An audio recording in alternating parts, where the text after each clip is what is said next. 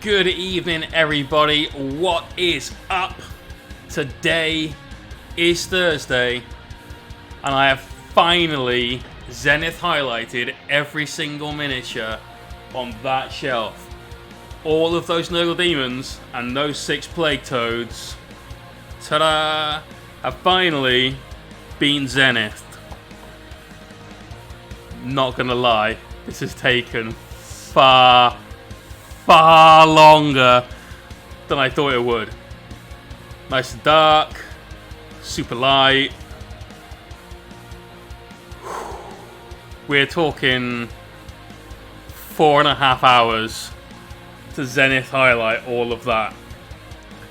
When using inks, it takes time to build those smooth layers, and getting that part done so that the yellow can look like this is the most important part. It nearly broke me. Viking, Crazy Ant, Crownblade, that's Anders, and A Cold. How you folks doing?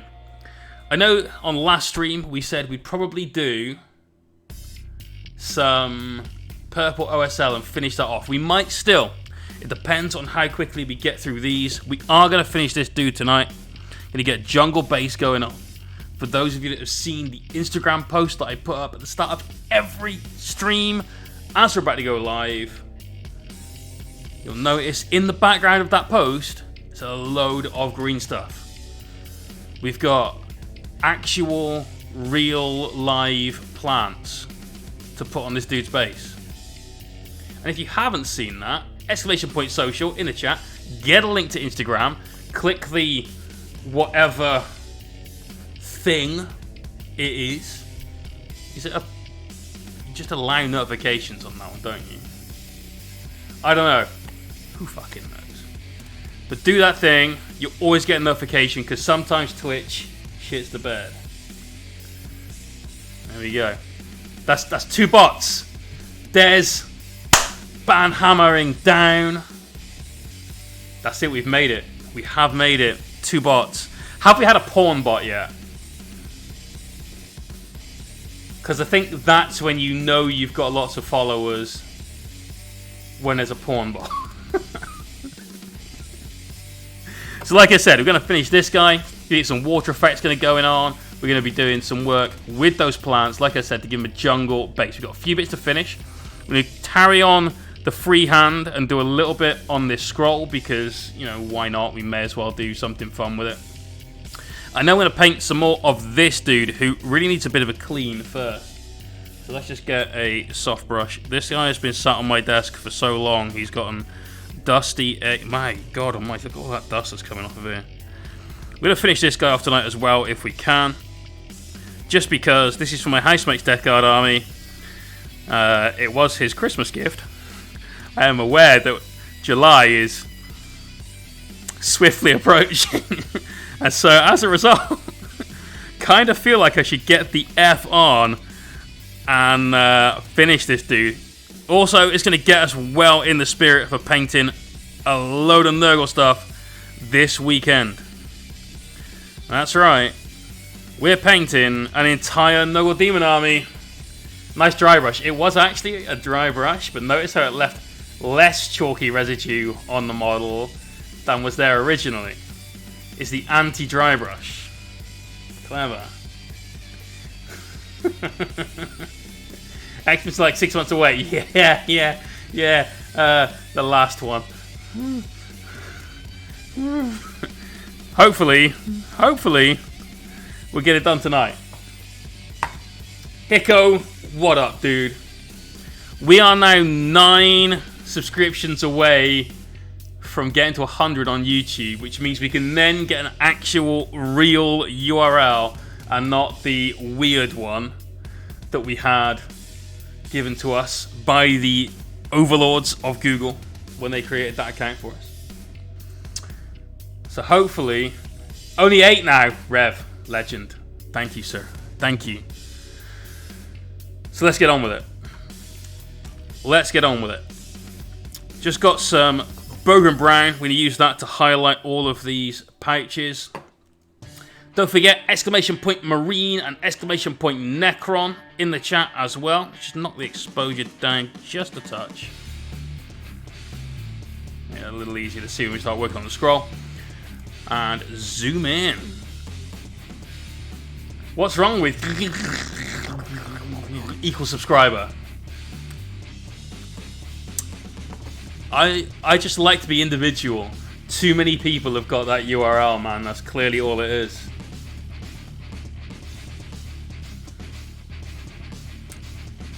Alright.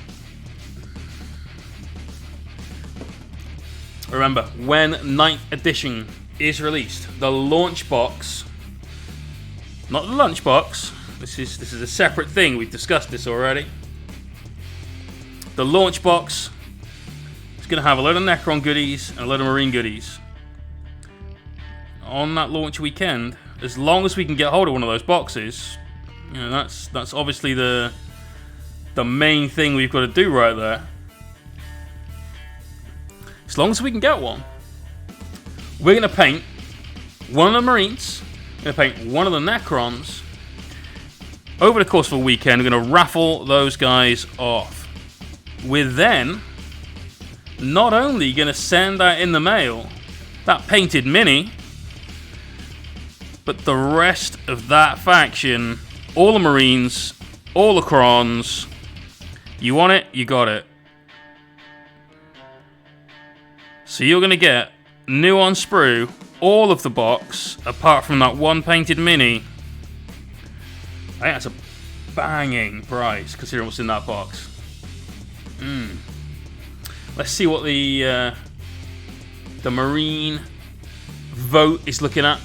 I still haven't voted, by the way. I still have a swing vote, should we need one. Currently, the Judicar is heavily in the lead. Des, I did see your message earlier on, and I did ignore it because I wanted to get through all the usual promo shit at the start of the stream. But yes, I did. I saw the Sisters of Battle preview today. There is some interesting rules for 40k coming out in that. The character rule. The look out, sir rule. That's tasty. Because it's no longer, I've got all my characters over here and I've got one scout in that building, so you can't see me. It's no longer that. It's very different. You must be within 3 inches of a vehicle, monster, or a unit containing 3 or more models. Otherwise, we're just going to shoot your ass. I love that. I love that. We had the charge rule got shown today as well, where if you declare multiple charges as your targets, you need to make every single one of them, or you fail all of them. You've got to get far enough to hit everything that you've declared a charge against, or it doesn't work.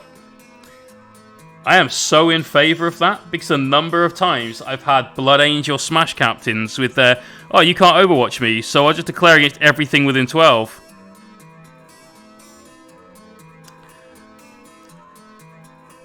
Oh yes, I think that's an amazing change. And this is coming from someone that does frequently declare charge against multiple units. However, I think that change, in conjunction with the Overwatch is a stratagem.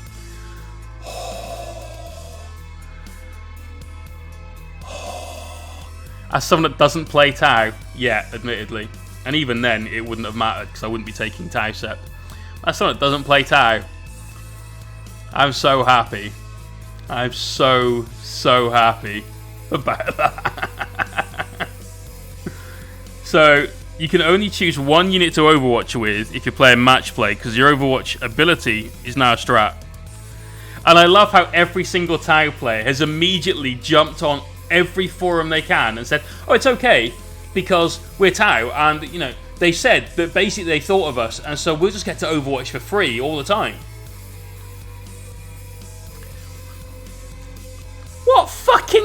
planet are you on to take, don't worry, tag players, we've considered you, to mean Overwatch for free all day, every day?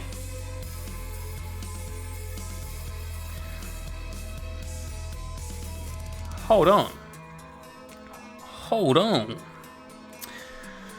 So I'm loving the new 40k changes. How about you guys? What do you guys think about the new 40k changes? If you're watching this on YouTube, which is unlikely, leave your message in the comments below. A-Cold says, how did you paint the combat knife of the Reaver? We did some true metallic metals on this.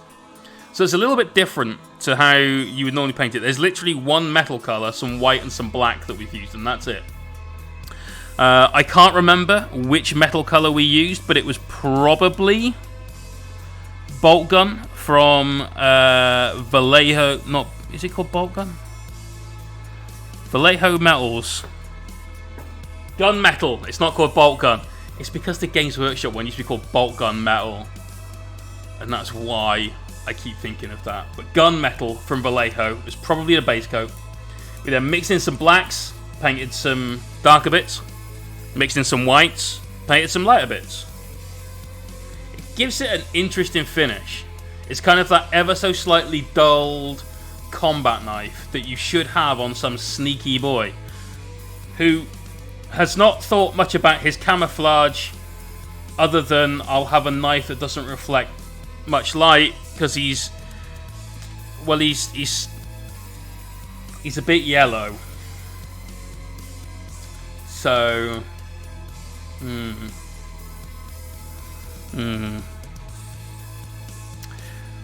There's, you say, poor Berserkers. If Berserkers declare charges against everything and don't make it, that's just a bad player. Berserkers, generally speaking, you want to make your charge with them, annihilate one unit because you're fighting twice anyway, right? With that second fight phase, you want to be making sure that you're consolidating into another unit so that your piling can wrap and trap another unit. He has jaundice. He's got some severe jaundice, alright? It's a skin condition and he doesn't like to talk about it. You're making him very sensitive, Projar.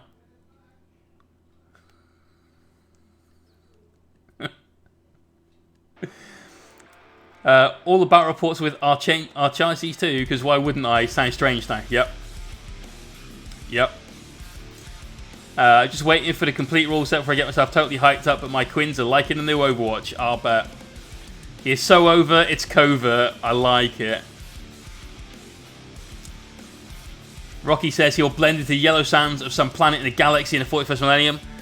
Absolutely. Those yellow and red sands. Definitely.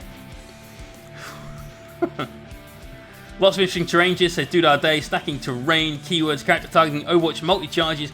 Did you notice they took that apart by Tau getting 2-for-1 Overwatch CP strat? Yeah, I did. Because what I think most Tau players immediately went, oh, well that means, you know, we get to use the strat twice. What it means is you've got something with a greater good, so they charge at you, you declare Overwatch with the unit you want to Overwatch with, and your for the greater good guy then gets to shoot. That's how I guess it works. Ventress! God damn, man. Long time no see, brother. How are you doing, dude? Always good to see you, man.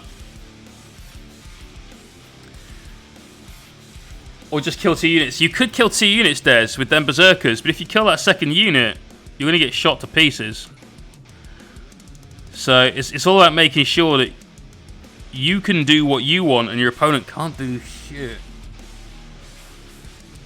Ooh. We got an emote because Ventress subscribed, which is awesome. And my emote is a cup of tea, I think. The mystery box is Sunday. The mystery box is Sunday. We already know the first 2 giveaways. They were on my desk. Here they are. So the first one we revealed was the Beast Mode man, Ragnar Blackmane himself, currently unassembled. We're going to do some assembly work tomorrow while we chill out. Actually, we're not chilling out tomorrow. There is no time for chill tomorrow. Let me tell you about tomorrow night in a minute. So Ragnar is one of the giveaway minis. The other giveaway mini is the Genestealer Cult Abominant, because this is a sick model. Absolutely sick model. Damn, man, I hope you didn't have, like, the plague. But this guy, I love this guy. Hopefully someone chooses him, because he's going to be super sick to paint.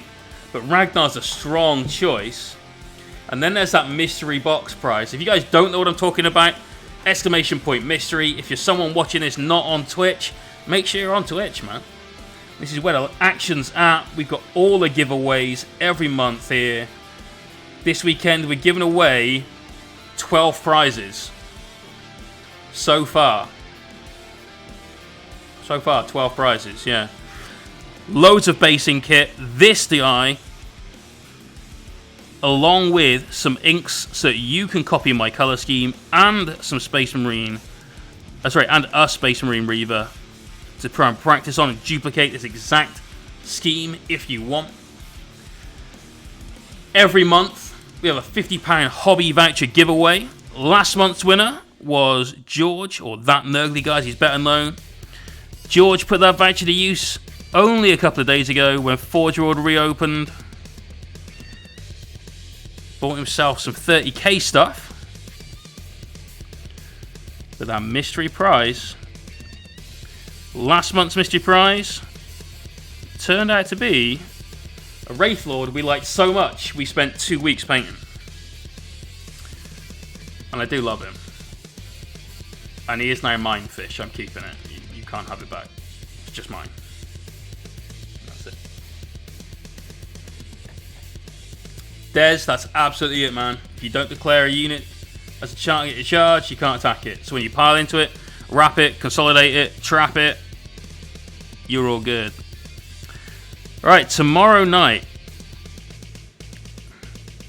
haven't got a date, it's still lockdown. And also, like, it's me, so unlikely.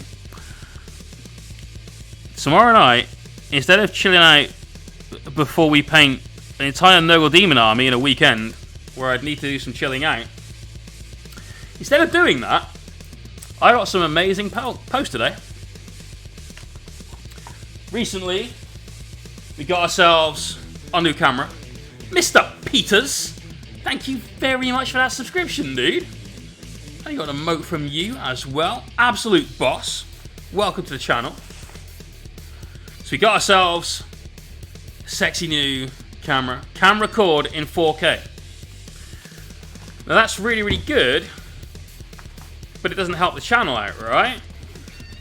It doesn't help you guys see what we're painting. Well, actually, when you take that and add this piece of kit to it, 4K capture card, Cervantes74, thank you for the follow.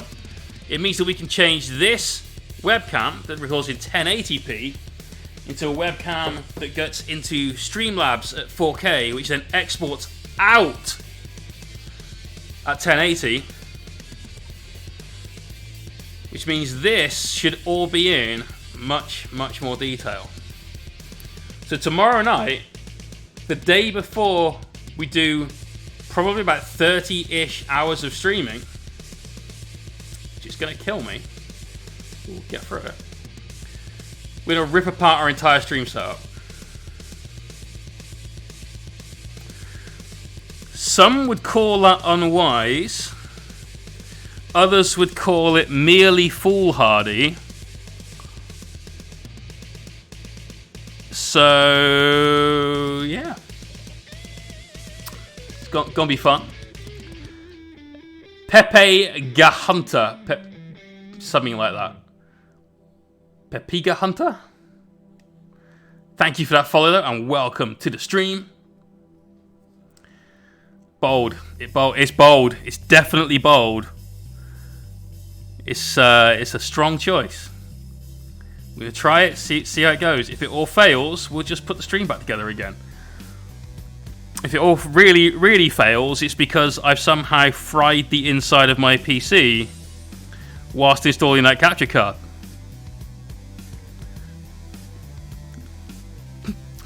There is every chance this can go horribly wrong. We'll make it. We'll be ready to go live on Saturday at 10 a.m. Alright, there's a quick highlight on those pouches. Not to do another one. Don't want to leave them too bright. The reason we put that on there, though, is because we did use contrast paint to just really quickly get them shaded in. And to be fair, they do need that little highlight. They benefit from it quite well. So next up, we've got Purity Seal and some parchment to do. Let's get a wash on that parchment. Purge the Xenos for the Emperor! Absolutely, man. Crazy Hank, sorry to hear that, man. Hopefully we'll see you soon, though. Cell Virus. I love this guy. I can't wait to get rid of him and give him away, though. That's the crazy thing about what we do. Let's use strong tones. Keep this brown.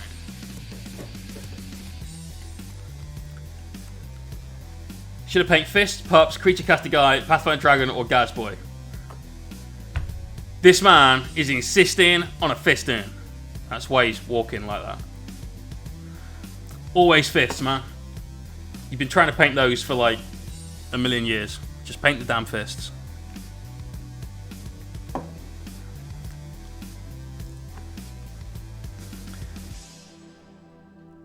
Okay. As in the beer or the sun? Did you say use contrast paint? Wait. No. Contrast paint is good. Wait for me to finish a sentence before you all get like a bit hyphy about that. Contrast paint is good in certain situations. For starters, I really, really like the colour that Flesh Tearer's Red gives. I think it's brilliant. I think that is absolutely one of the best paints that GW have done. Snakebite Leather, which is what we used for this, goes really well over bone and yellow. And as long as you tart it up at the end, I think it looks really, really good. I'm sold on it. Let's just get a quick wash into the eyes of Skull. A little around the forehead as well. But when you use contrast paint, you can't just slap contrast paint on and be done with it. You have to go back and do the work. Like all of these, I don't even know what you call them, like vents, the soft bits of his power armor. All of that was black contrast paint that we then went back in and highlighted. And the reason it's so good for stuff like this is because as it settles into the recesses, it forms that really strong, opaque layer. It's great for stuff like this. The bit you're going to highlight and paint over anyway is the bit where it's going to be thin. So for stuff like that, I'm sold on contrast. I use it a fair bit.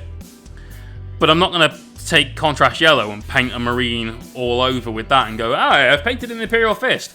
Because this looks so much better. And the airbrush work on this takes 15 minutes to get a decent coat of contrast on there and baby it around the flat surfaces to get it to just leave a nice stain and so on and so forth. I mean, you know, you're talking easily 10 to 15 minutes anyway. Well, if I can do the whole armor in that length of time and make it look much better, why not, right? Salvaris, what thinner do you mix your oil paints with for washes? Screwed up today. So I've just been using standard white spirit that I've got in this little bottle. But knowing I was going to run out of that soon, I haven't tried this yet, but we're going to use it at the weekend. We got some Bob Ross, totally wholesome, odorless thinner. And it is odorless, it literally doesn't smell. I got a bit close to see if it actually smelled, and there is no smell to it. Whereas this, which we're going to use at the weekend, fucking honks. Oh, so much. All of the smell. Right, we're going to paint some purple on this. By the time we've done that, that'll be dry. We'll get some nice little bits of text and a tiny, tiny, tiny bit of freehand on there. So start putting some suggestions in the chat for some Imperial Fist themed freehand that we can do, and we'll do our best. I used Flesh Tower Red through the airbrush yet? Yes! On this dude, actually. Did a candy coat on him. Probably going to go in and gloss it. But the thing we're going to do on this guy, you see this tiny silver line right here, yeah? We're going to paint silver lines all over it. Then we're going to gloss it. And then afterwards, we're going to go back in with some matte brown paint and paint that over, just above all of those silver lines. And that's how we're going to get our battle damage. Draco showing his deviancy there in the chat. Right, let's get some things to highlight purple with. Let's use the same colours we did yesterday. Yeah. No.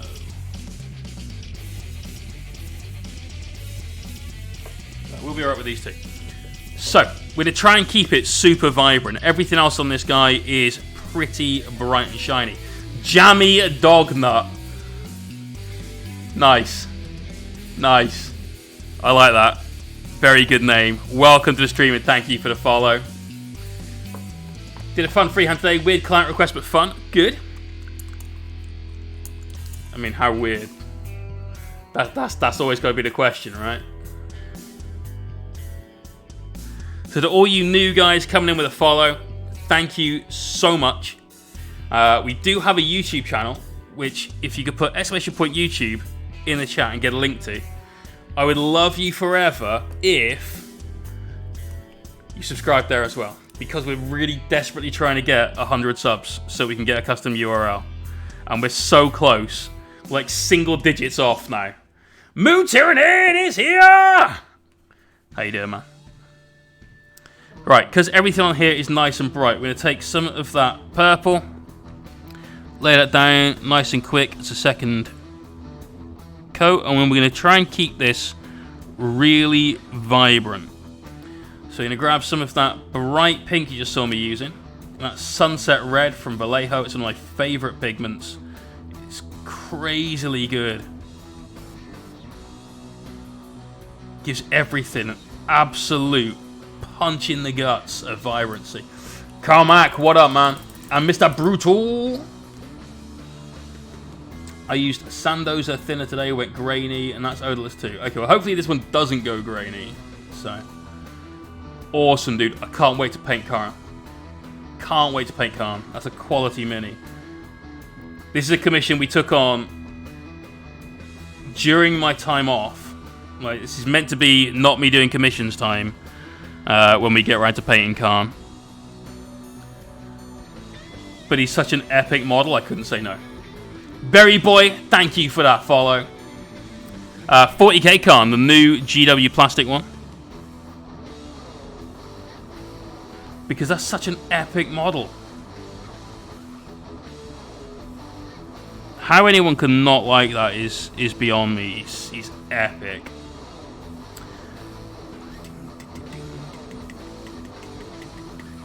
That video, oh my god. So Morehammer has changed their channel name to just Liam Dempsey. So Liam is essentially taking it on as himself rather than as the Morehammer brand. And they released a video which was hilarious. And the intro to the video is just amazing. You should all of you, make sure you subscribe to Liam. Which reminds me, I need to change his link because I've got Morehammer. Actually, you can still get to it from the Morehammer link. So, exclamation point more MOAR in the channel, and you'll get a link through. Alright, let's grab some more of that pink. Start building up our highlights a little bit.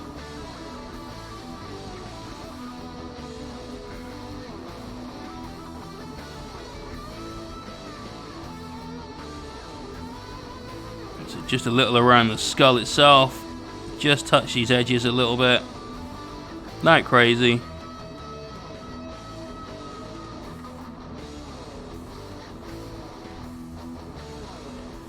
Keeping that nice and bright, like we said. That's the video. Awesome. It is hilarious. Absolutely hilarious. I love Liam. He's one of the best guys I've ever met in the hobby.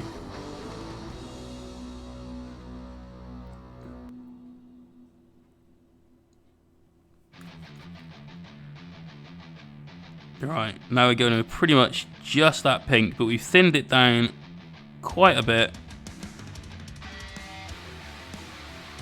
And we're just hitting those same areas again to just get a nice final highlight on those. There you go. Nice rich purpley pink. So FLG have started making 44x60s. Doesn't surprise me in the slightest bit. My own table upstairs has got a proper 6x4 mat. We will not be cutting it because the entire table has been created for that size.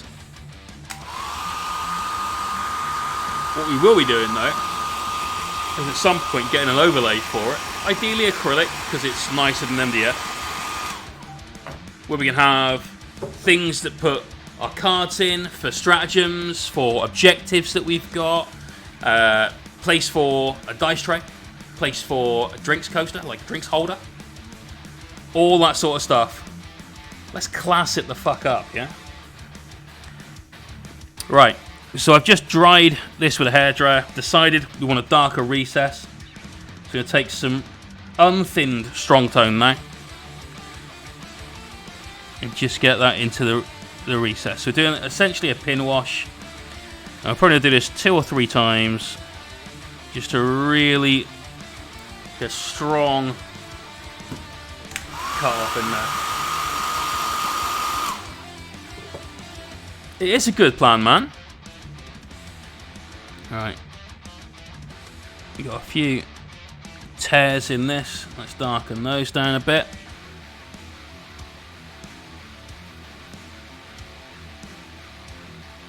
To be honest, mate, I tried selling CJ on that as well. He hasn't built yet.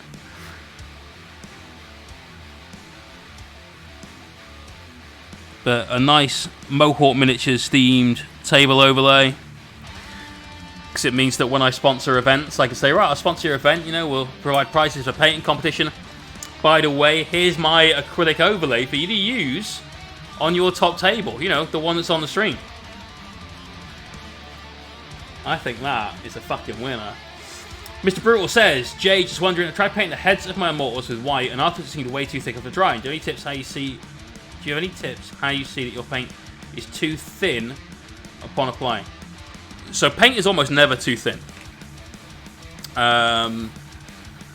Because you can glaze paint down to the point where it's about to split from the medium, right? So what you need to do with that is essentially sort of get to the point of, I'm going to paint white. I need to do this in several layers. Because it sounds like, from what you've said, is that your paint was too thick upon applying, rather than too thin. So, thin your paint. The way that I've always described it, let me try and show you what I'm talking about. Here's my wet palette at the moment, right? This is the thickest paint on the palette. This is that Vallejo Sunset Red. And you can see that this is gloopy, right? My brush is leaving actual like divots in the paint that it then has to flow into. It's very, very thick. Medium, greater than water. Not necessarily. Not necessarily. So here's just some water I've got on the palette. It's obviously the thinnest thing on the palette. As soon as we put our brush into that, look what happens to the brush. It distends, it becomes like an oblong block rather than a nice pointed brush. Which you can then eventually, by removing a lot of that from your brush, fight back into some semblance of a point again. The ideal thickness for paint for me. And it's always going to be a stylistic thing. Some people will like painting with this and leaving texture on the model. The ideal thickness of paint for me is to take the paint to the point where when you put your brush in it, it picks up the paint nice and easily, just sucks that paint up, but it doesn't change the shape of the brush tip. All this has been thinned with is just water. That's it. So once you've got paint that thin, so you get nice, even coverage. And the brush will hold plenty of paint. Yeah? So that's how I like to thin my paint. I like to get it to that kind of level. Now, obviously, it depends on loads of factors. What kind of brush am I using? Always use Kolinsky Sable. Unless you're going to be battering the fuck out of whatever it is that you're painting, use that Sable. Next up, make sure you use a brush that obviously has a proper point on it. I almost always use Winsor & Newton Series 7, and almost always a size 1.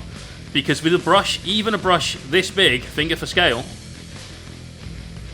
banana for scale, even a brush this big, I can paint eyeballs with.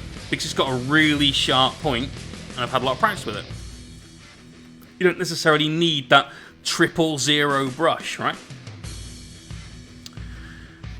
Next thing is, what if you're painting something that you need a glaze on? You've obviously got to thin that even further, and at that stage, you've got a lot more either medium or water in your paint than you have paint in your paint. It's a lot harder to pick up, basically. Mr. Brutal, I bought these from Jackson's Art Supplies maybe 2 months ago. If that. So, breathe hole. Sorry to hear that, man. Hopefully you can catch us on YouTube though. Exclamation point YouTube. If you're not already subscribed there, go and sub. We're like very small number of people away from that. So yeah, try Jackson's. Right, did we come up with something in a freehand? Shall we try freehanding a skull on this fucking tiny thing? Let's do a skull. Fuck it, let's do a skull. So let's get a picture of some skulls for our reference material. Right, there's some weird shit here. Let me just flick over the screen. What is that Gene Stealer cult skull in the middle of the screen? That's some crazy stuff. Raphael 8404s I've heard great things about, but I've never used. Brett, what up, dude? Crabbe says paint a tower. No, we're going to try a skull. I've never painted a freehand skull. That's sick. You can't see it, damn it. That's weird. Let's try... I want a skull that's more stylized than a regular skull. So let's do cartoon. Goals cartoon. We must have... Bam. That's exactly what we want. That's the kind of skull we're going for. That right there. Mr. Brutal, absolutely no problem, man. That's kind of why we do what we do. Haggis Hunter, how you doing? Master's Brush Soap is absolutely legit, although I'm waiting for Creature Caster Shop to get some of the Drunken Brush Goop back in stock. So I want to try it out. I've been told it's very, very, very good. So...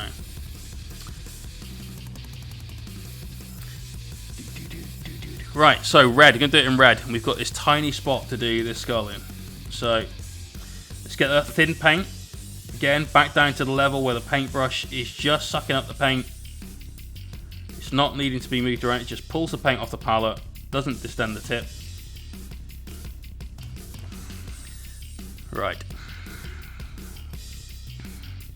So skull is kind of a egg-shaped thing. Let's do it right here. This is the flattest area we've got. So let's just draw a nice vertical line to begin with. It gives us the height. And let's pull it out from the sides as like a diamond for now. We'll round it off in a minute. So that's going to be like the main chrome dome section. Could have just done playing card suits at this point. Effort, you can put links in the chat. Absolutely, it's no problem, mate.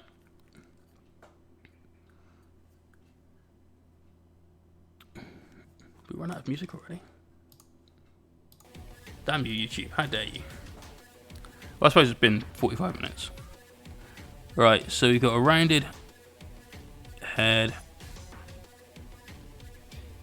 Bring that down. Then we need a mandible.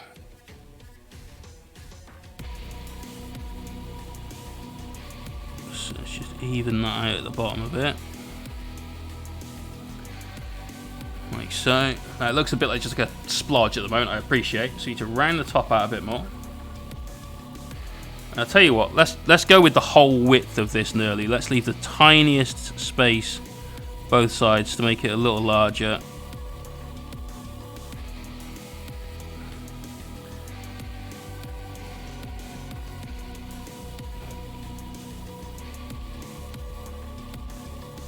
There you go, that's better. That gives us more of a rounded dome. Again, there's that mandible. Right in. Let's get some black.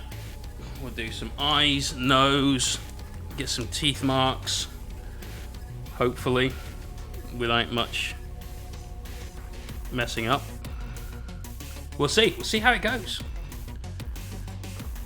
This is the best thing about doing freehand that's just like spur of the moment. It doesn't matter if you fuck it up, because you didn't have big plans for it, right?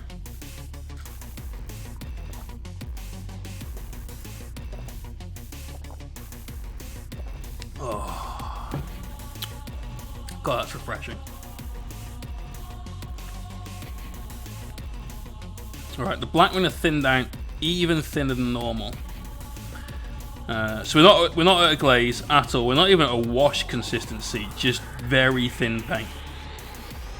And the reason behind that is we just want it to be super, super fine coming off the brush. Right, eyes. About here.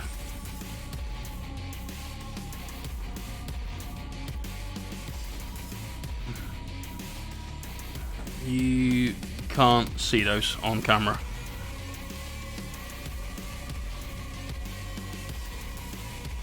Let's change the exposure settings a little bit in a sec.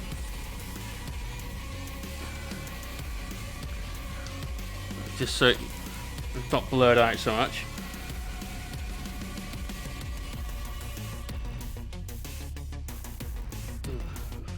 Damn, that's not changed it as much as I was hoped it was going to. Alright, let's just zoom in. See if you can get a bit more to it there. Not really.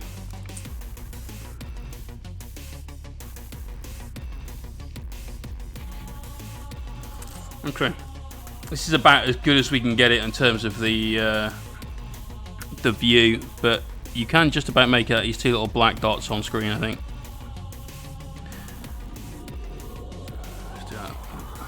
Needs fancy. It does need the fancy cam.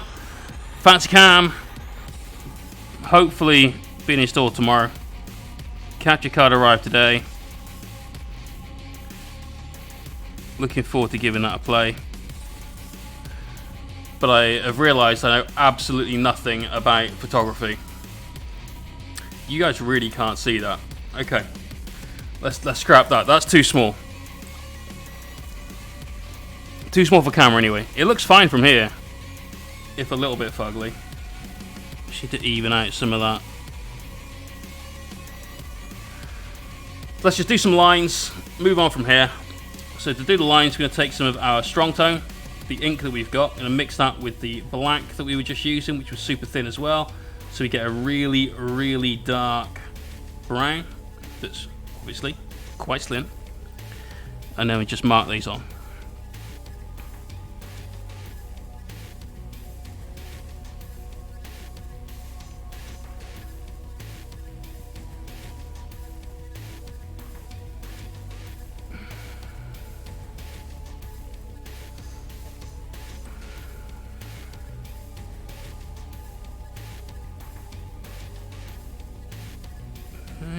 Once that's dry, we'll just get some black.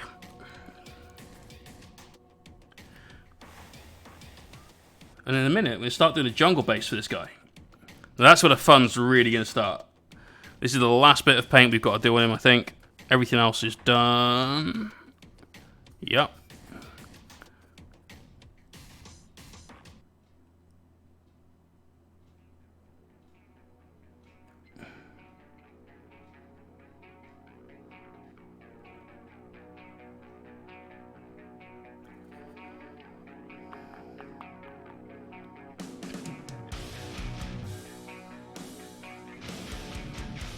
There you go.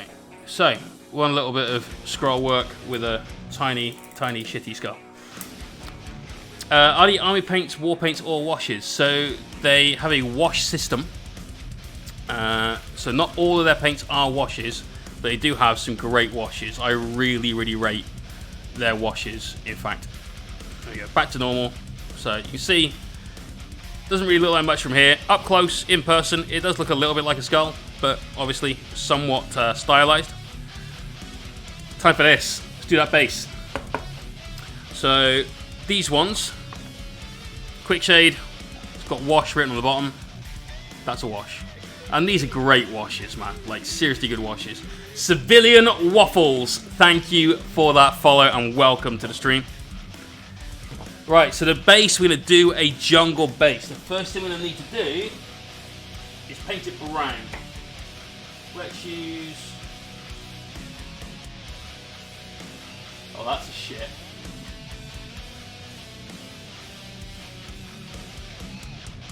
Huh.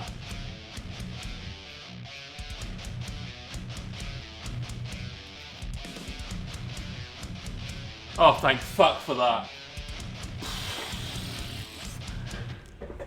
Just had a minor heart attack. So shops aren't really open around me at the moment, especially not a hobby shop I could get to tomorrow. And I'm gonna need a load of brown paint to paint all of those bases. And this is basically what I got. So yeah, but I'm working tomorrow, mate. I'm not gonna be able to make it. We'll have to raid Ben's hobby stash and see what he's got. If it comes to it, we've got things like contrast browns and all that sort of crap that we can use. And also, how to mix brown. Get all of that, chuck it in a bucket, shake it, brown paint. So, we'll be fine. Fuck's sake, Jay. We had everything else. Everything else. We even got extra varnish just in case, because somebody in chat, I think it was Crownblade, said, do you have enough gloss varnish for this? Just in case we got that gloss. Yes, I have inks. I have literally got everything, even down to the point where I bought one of those UV lamps that ladies put their hands in to get their nails done, just to batch dry the stuff we're going to do with water effects. I got all of that. And one thing we don't have is maybe enough brown paint. We will find a way. Right, I'm using my, I won't say shitty Winsor & Newton brush. It's just an old version of a Winsor & Newton brush. It's basically lost about 3 mil off the tip. So we're going to use this for all of the sort of rough jobs we don't want to ruin a brand new brush with. I'm going to thin this down and just slap some brown paint all over. And then we're going to break into the bag of Hobby Tricks right in front of me. Well, actually, it's a cigar box of Hobby Tricks. And we'll go through what we're going to be using for the basing on these absolutely cool jungle bases. You got enough air for the compressor? I'm always running that on mine. Well, I had enough until I let out that horribly long sigh just then, Des, and that was all of it. We're gone. Have you tested this lamp method? Might be an idea before the weekend. Yes, it's a UV lamp. And it's a much, much higher wattage than the little UV torch that I use. To the point where I think I can get a suntan if I put my hand under it for long enough. It feels very warm.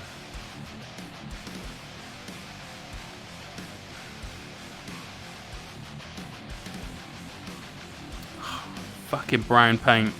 Fucking brown paint. Whiskey shortage will be the J issue by hour 10 of painting.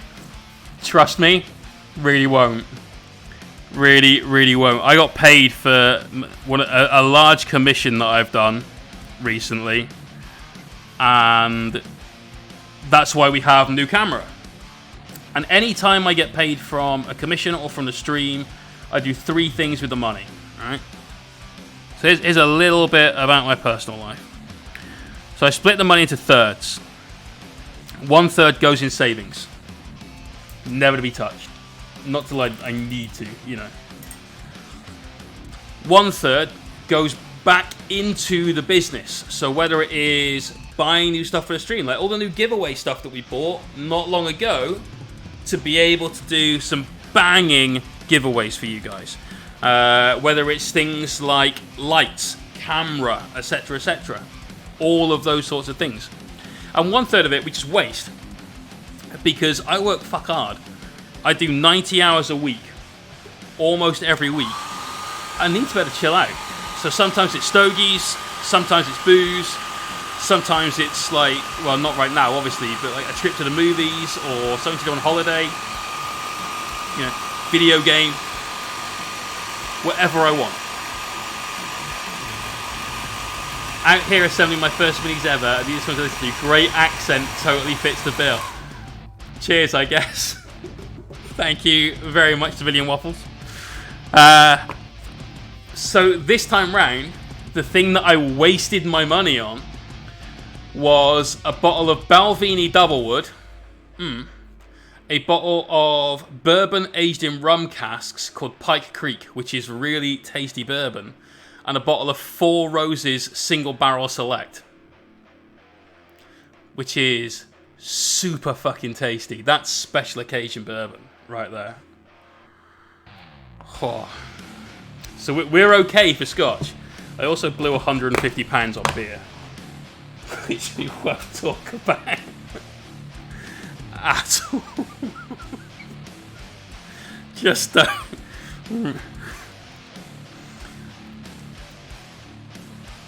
so yeah, we're okay on booze for a bit. Have you ever tried Irish Mist? No. Sounds like a good night in, mate. You couldn't drink all of this beer in one night. Not because of the alcohol.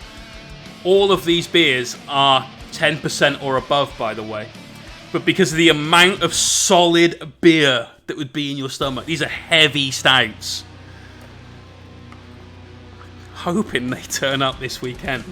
Because, goddamn. Right. Here is the man. The myth. The legend. Are you telling me that 100% of the submarine I've sent you hasn't gone on booze and cigars? No. 1/3 of it has.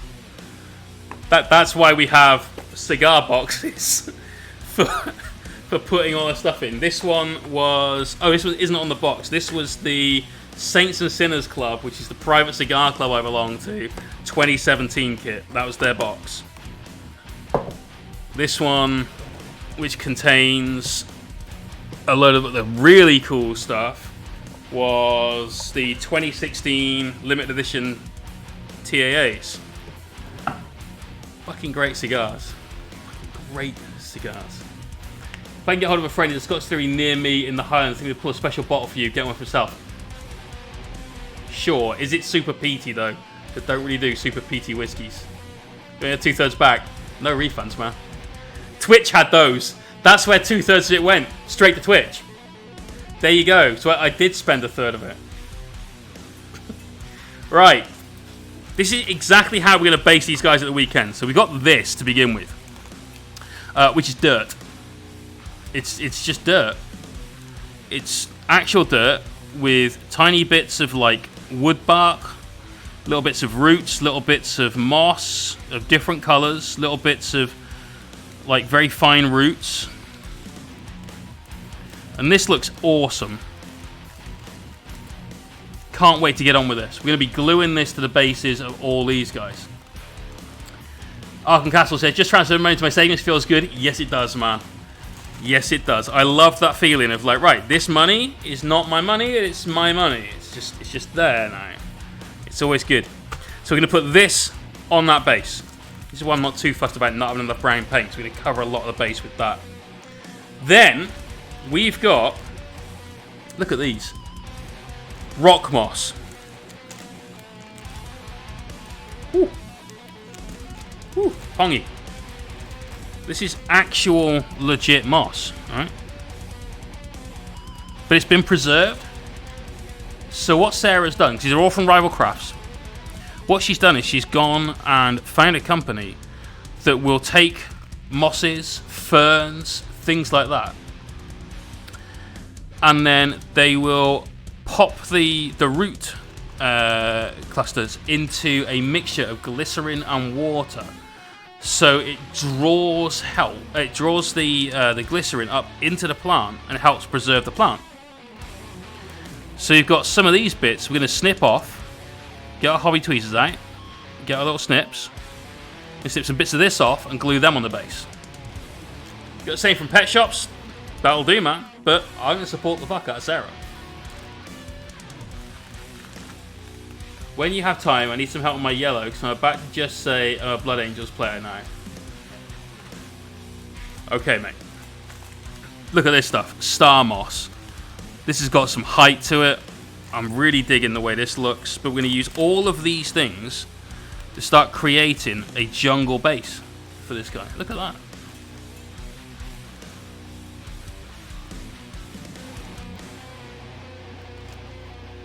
These look sick.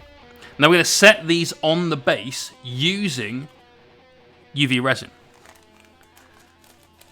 We've got some fern moss, so we've got these nice big, in terms of like, put the model next to this, quite large ferns. So we're going for sort of a Catachan style Death World forest base. You'd support a lizard over Jay. I mean, it's kind of the same thing. But look at this. This is sick. This stuff's great. Let's just take that bit. Alright, because we'll just use that. We don't need too much of this on one. Actually, let's have even more. Fuck it. I love this stuff now. We're sold. There we go. A couple of big bits of this to go on this dude's base. Let's pop that back out. Well, let's put it back in the box like a tidy boy. Not going to use these, but I couldn't resist. These things are chuffing huge. So I reckon we can definitely trim those down. Got some roots.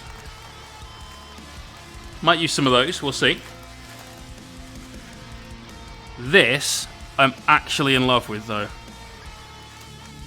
This is Foxtail Fern. I love the colour. That's a beautiful dark green. And it just looks sick. Let's grab a couple of bits of those. Let's get some of that rock moss for the bottom of his base. We've got a little bit of star moss that we'll get out as well. Let's just, oh wow. Okay, we've got a few little bits there. And let's just grab, wow, there's so much of this stuff. There we go. This guy's going to be properly getting through the jungle. Let's get that base done. This is going to be fun. it's gonna be fun, man. But I'm taking my time through this because we're gonna be rushing the fuck through this on Sunday when we're doing it 118 times, because we'll be painting an entire Nurgle demon army in one weekend. So there we go. Now if we run out of cool things with this, if we decide there's a little bit in there that needs some extra work, we've got a load of grass tufts. The usual static grass tufts. Again, as always, Rival Crafts, we've got some spring shrubs. But I mean, look at this in terms of a shrub. Then look at this. I mean, this stuff is amazing. We've got some autumn tufts, some summer tufts, and some bright-ass spring tufts. So we've got those to fall back on if this goes a little bit peaked on. So, what we're going to do is pop all that off to one side and get some of this down. Now, ordinarily, I'd be using PVA glue for this, but that's going to take fucking forever to set. We will be using it at the weekend, because we're going to get a load of that down, batch through all of that, and then batch through all of this. So, let's just do this.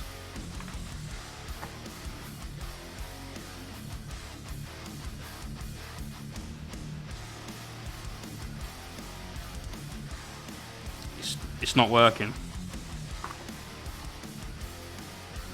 It's not got some weird, like, I don't know, it's just being impatient.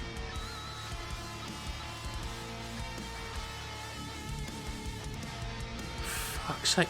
This was meant to be the quick option.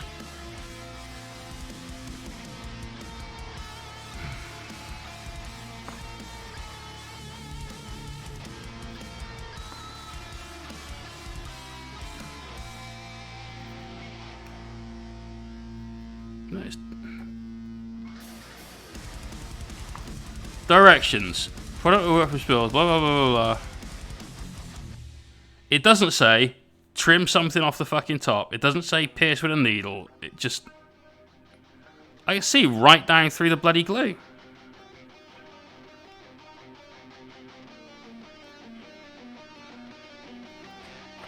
How are we being outsmarted by super glue? Do not answer that, any of you, or you will be banned! So hard. Hey, there we go. It just needed extra squidging.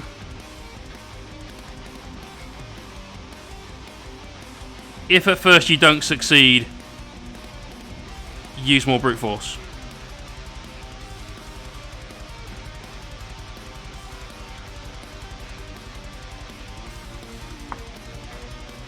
Right, there's that. Now we need a... Should have done this first. That will do. Sorry to put this dude on. It was pierced, yeah. Like I kept checking, but I'd see like little bits of like almost super glue spit coming out.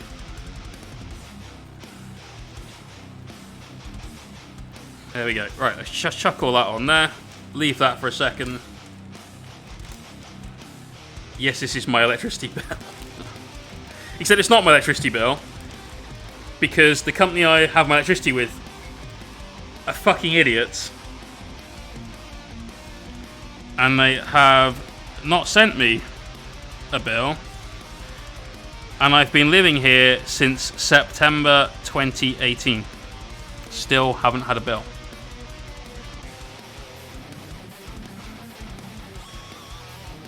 Right, let's knock off the excess from that.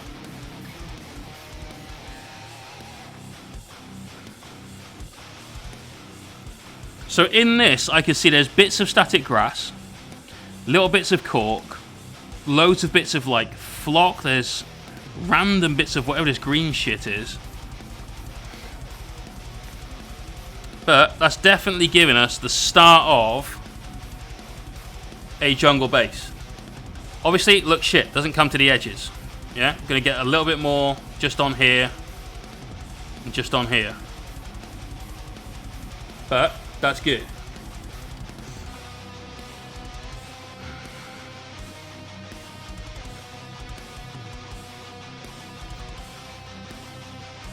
Fucking hell, this is super glue for the patient. If I was patient, I wouldn't have bought fucking super glue, would I?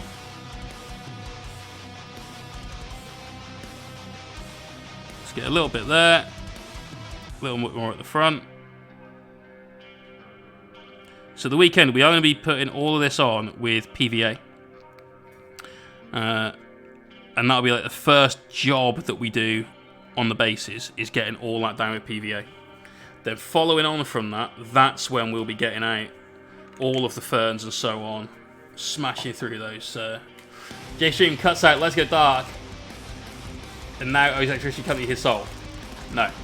I work for an electricity company. I used to run part of the contact centre, which means I know all of the possible rights that I have as a consumer, because I've had to deal with customers telling me what they are for like 2.5 years. Now I work in the tech division of that. I don't have to deal with that shit anymore, but I still have that knowledge. Right, so we got a lot of that on his leg, which we'll just brush off. Like so. Not ready to get this guy dirty. We're waiting for weathering powders before we do that. Let's just brush off some of this, get rid of some of the excess bits.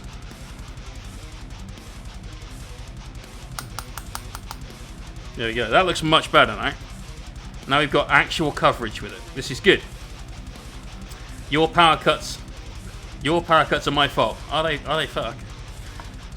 It wouldn't be the first time I've had a shot glass glued to my hand. It would be the first time it hasn't had booze in it.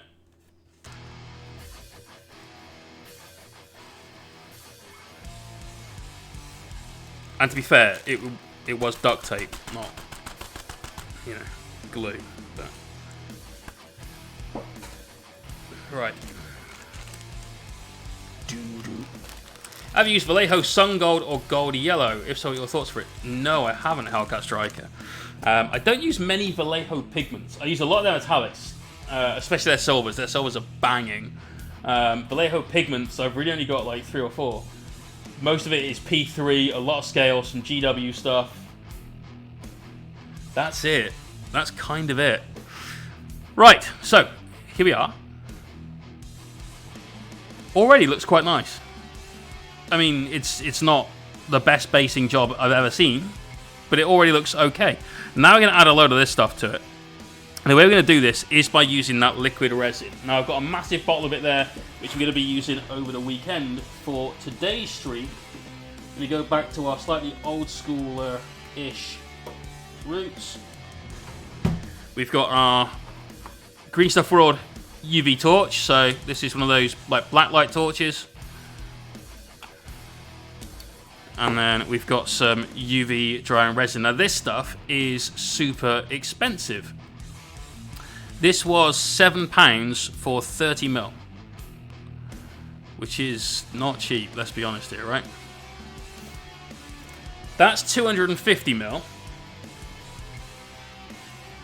Sorry, 250 grams, rather, net weight, which is probably around 250ml. Probably. This cost me £19. Now, it may not be as good as this. I don't know. It might be as good, it might be better, it might be literally the same thing, just not sold by a hobby stockist. Anything that you buy from a modeler's shop is probably more expensive than a real-world version of whatever it is. Just bear that in mind. Now, I'm going to use this to make the floor of our sort of jungle look a little bit wet. It's also how we're going to be introducing these to the bases. So on the Nurgle, guys, if I grab one of the toads, quick, you'll see that we've got, quite frequently, a big splash of mud built up around the outside. Obviously, that's really good to fill this with water effects, get that nice, like, glossy finish to it. With this guy, we're just looking for a wet floor. Don't you dare talk shit about Green Stuff World. How did I talk shit about Green Stuff World? You've got selective hearing, man. Like, definitely selective hearing. So, let's try and work out where these are going. We could have some big fronds at the front, but we don't want to stick it right in front of the guy. Yeah, I mean, that... What was the point in painting if we're going to do that? So, stuff like this, if we just trim the bottom, make sure you've got something that's a bit more usable than that.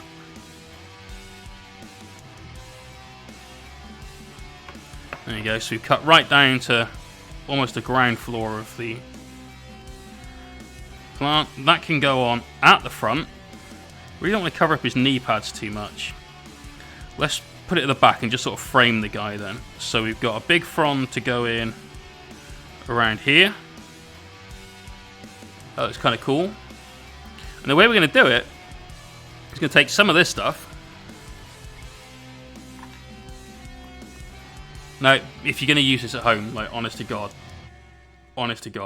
please, do it in a well-ventilated area. The pong from this is something else. When we do this at the weekend, I'm probably going to be wearing a mask. So I'm going to drop a little of this resin down there. I'm going to take the base of our plant and use that as kind of a spreader. Then I'm going to sit the plant into the resin, take our torch and dry it. And that resin will set and cure around the bottom of the plant.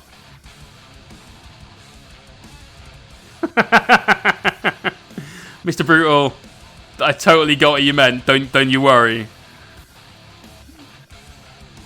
Right, that should be set there pretty well. Not quite. Needs a little longer.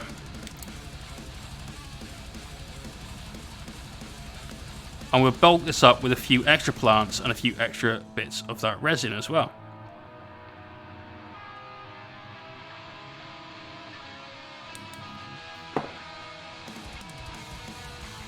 There you go. So that's on there nice and tight for now. That won't just fall off. So let's get some more. We've got this cool, I think this was the star moss, because obviously it's got that star shape.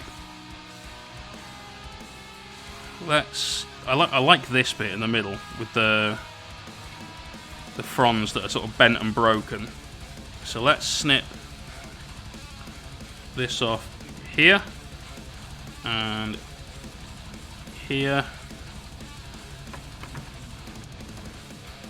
I'm going to snip these two bits off as well.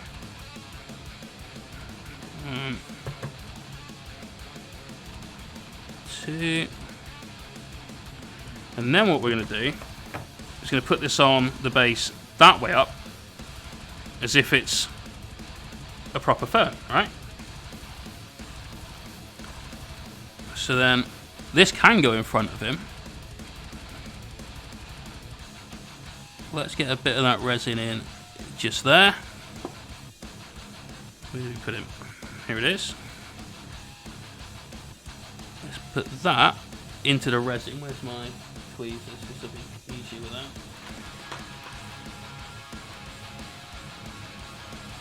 So let's just get that in there nicely. We might have to put a bit more on for what I want to do. Go on, get in there, you fucker.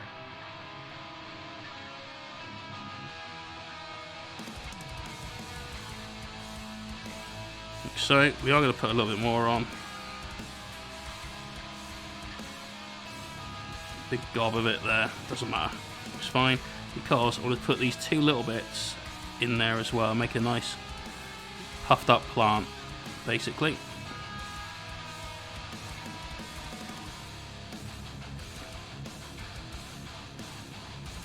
Just jam that in there, just weave it, that in there as well. Go on, just settle in there, you sod.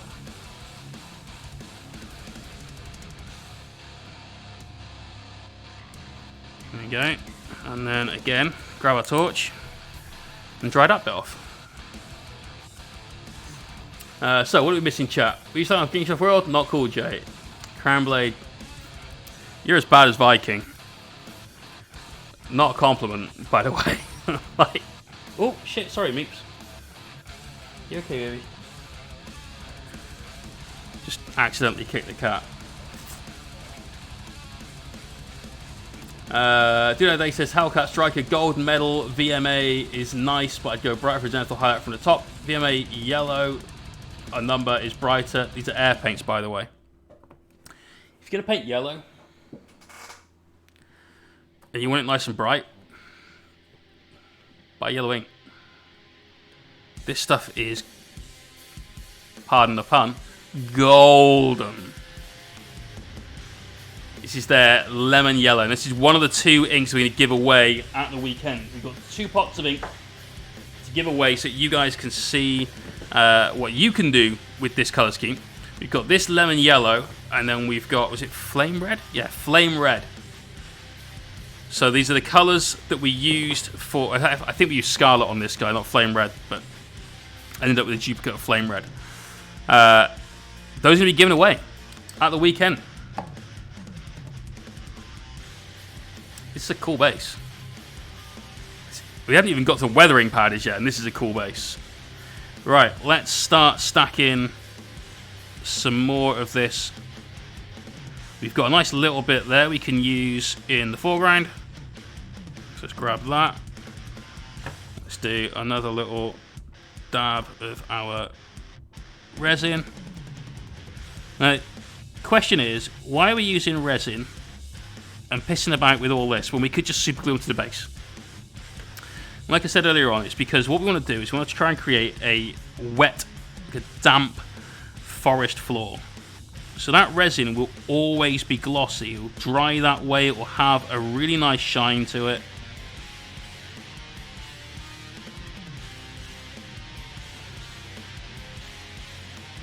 And it will just make the base a little bit more interesting. The patches of different... Have I just become... I say just become, but... Am I completely useless? Just stay right there for me. Boom. Try that down.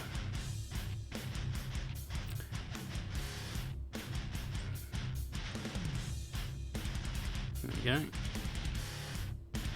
So having that always wet floor, you could get away with using just some drops of gloss varnish if you want. Yeah, definitely. But this is going to help cement these plants into the bases. And the way we're going to do this at the weekend is by grabbing a pipette, chucking a load of this stuff on the base, glopping some plants into it, and then shoving them in underneath that like fingernail baker or whatever it's called. You can't tell this doesn't look like an actual fucking jungle already. So... this is epic. Let's try out this stuff. So this comes on lots of little fronds. That bit will be quite good for just a big dollop of foliage. So just that on the base. Get that in. Like so. Maybe... yeah, we can do that.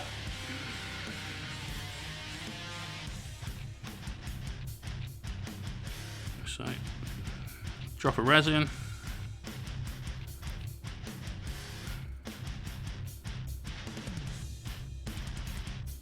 Squidge that down.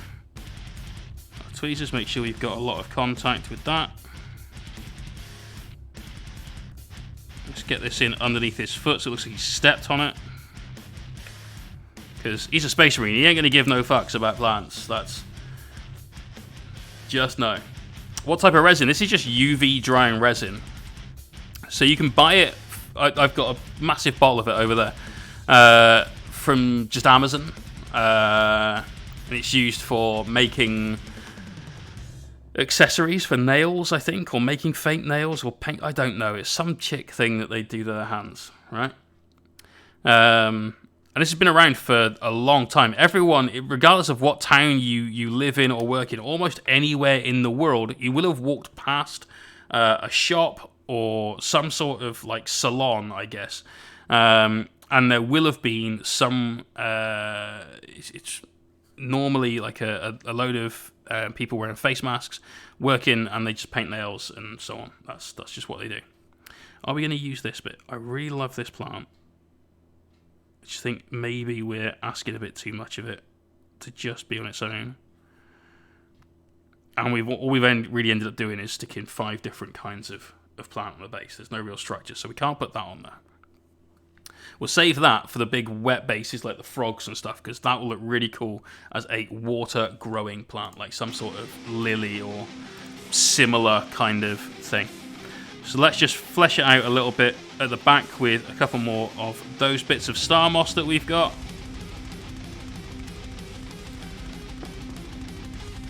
So that way up is just grand. So 1.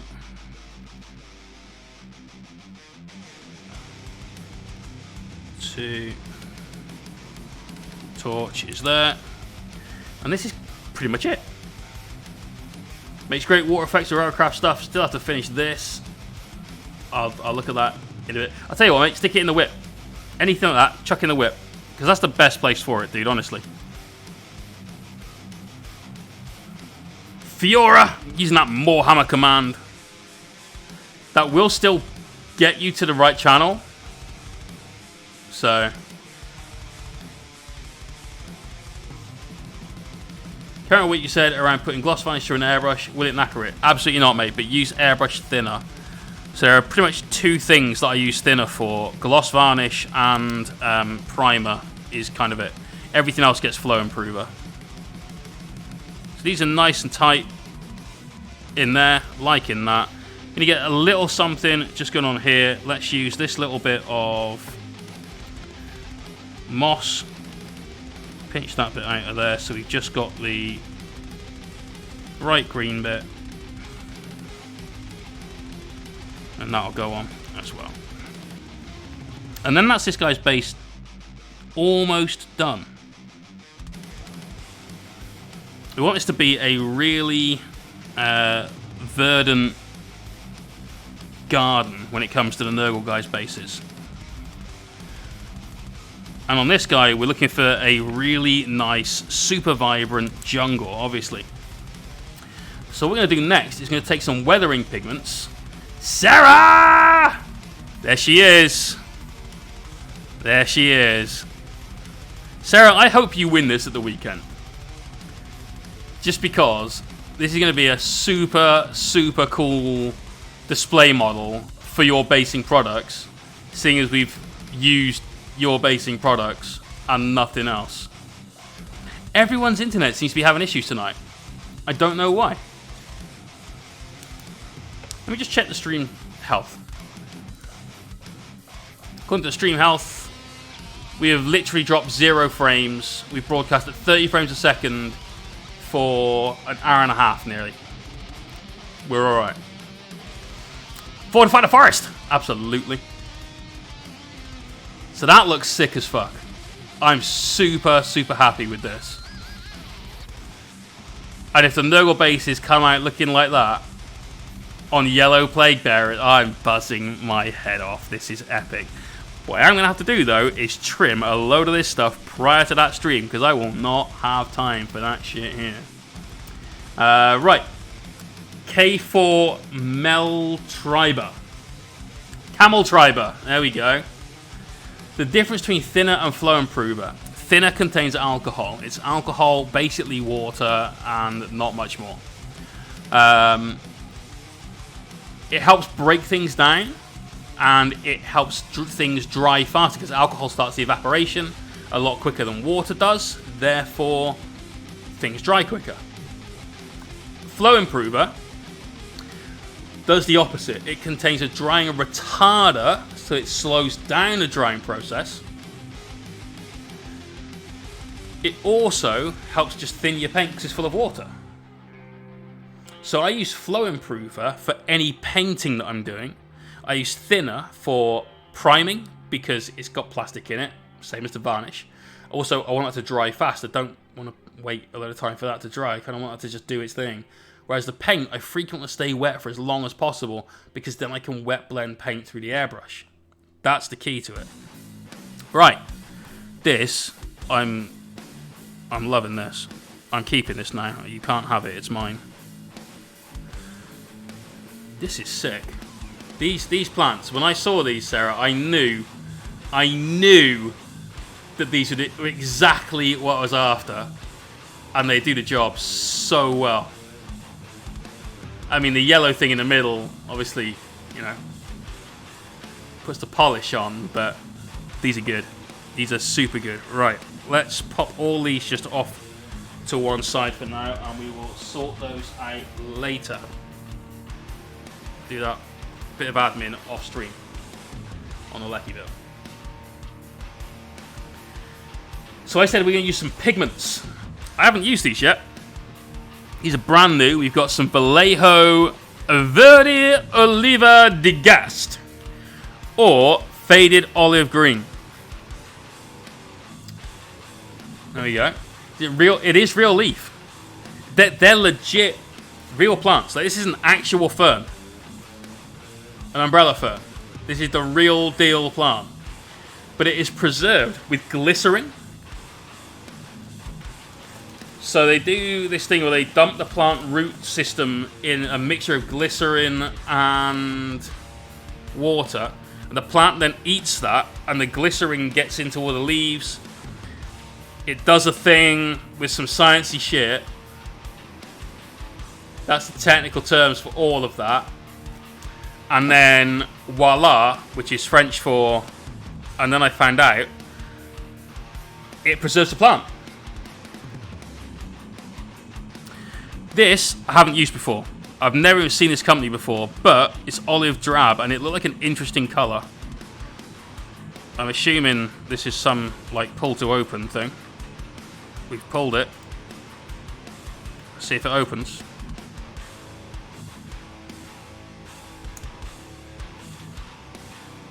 It's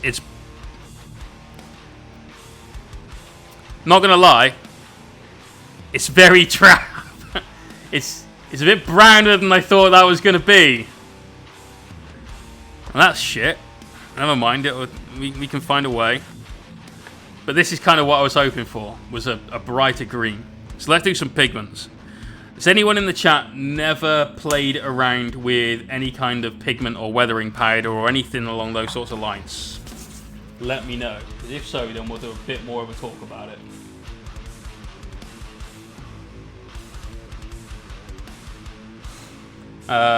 Captain One Ball, quality name. James, what up, dude?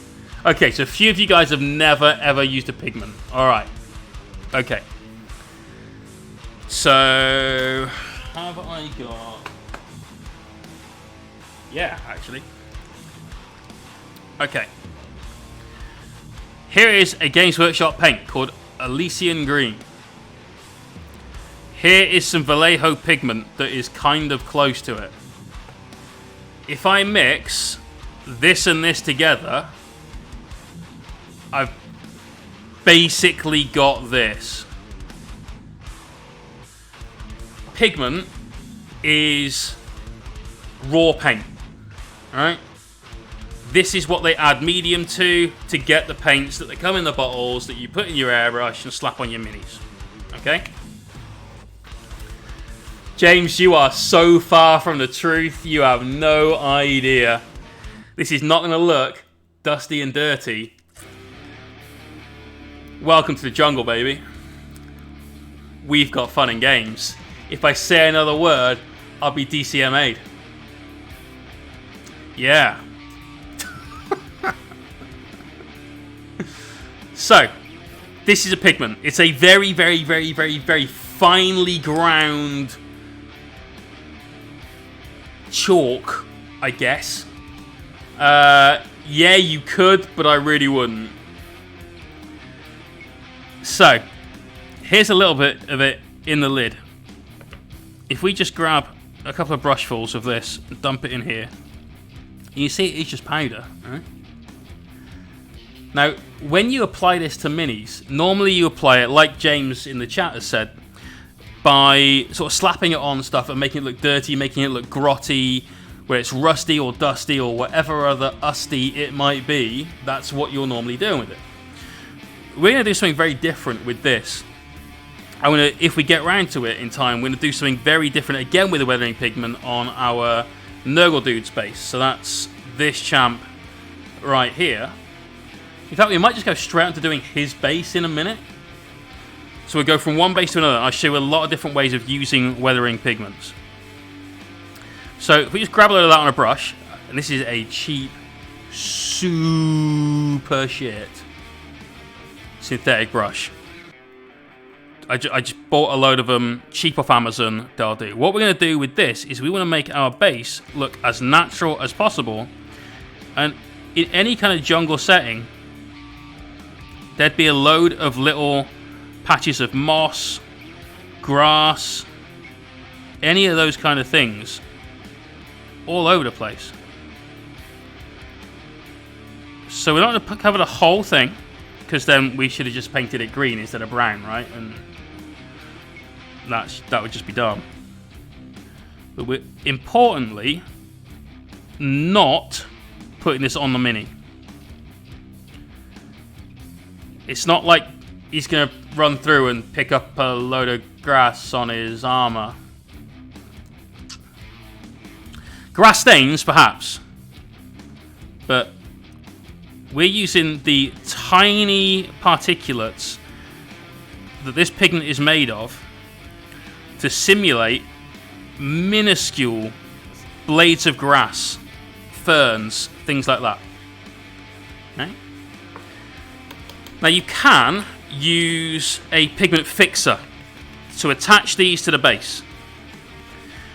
If you do, I will warn you right now, it will look entirely different. Because what you're basically doing then is turning the pigment into a paint, because you're adding moisture. It then dries like a paint. I don't want it to dry like a paint. I want it to dry like this pigment, and it's already dry. Which means I don't have to do anything to it at all.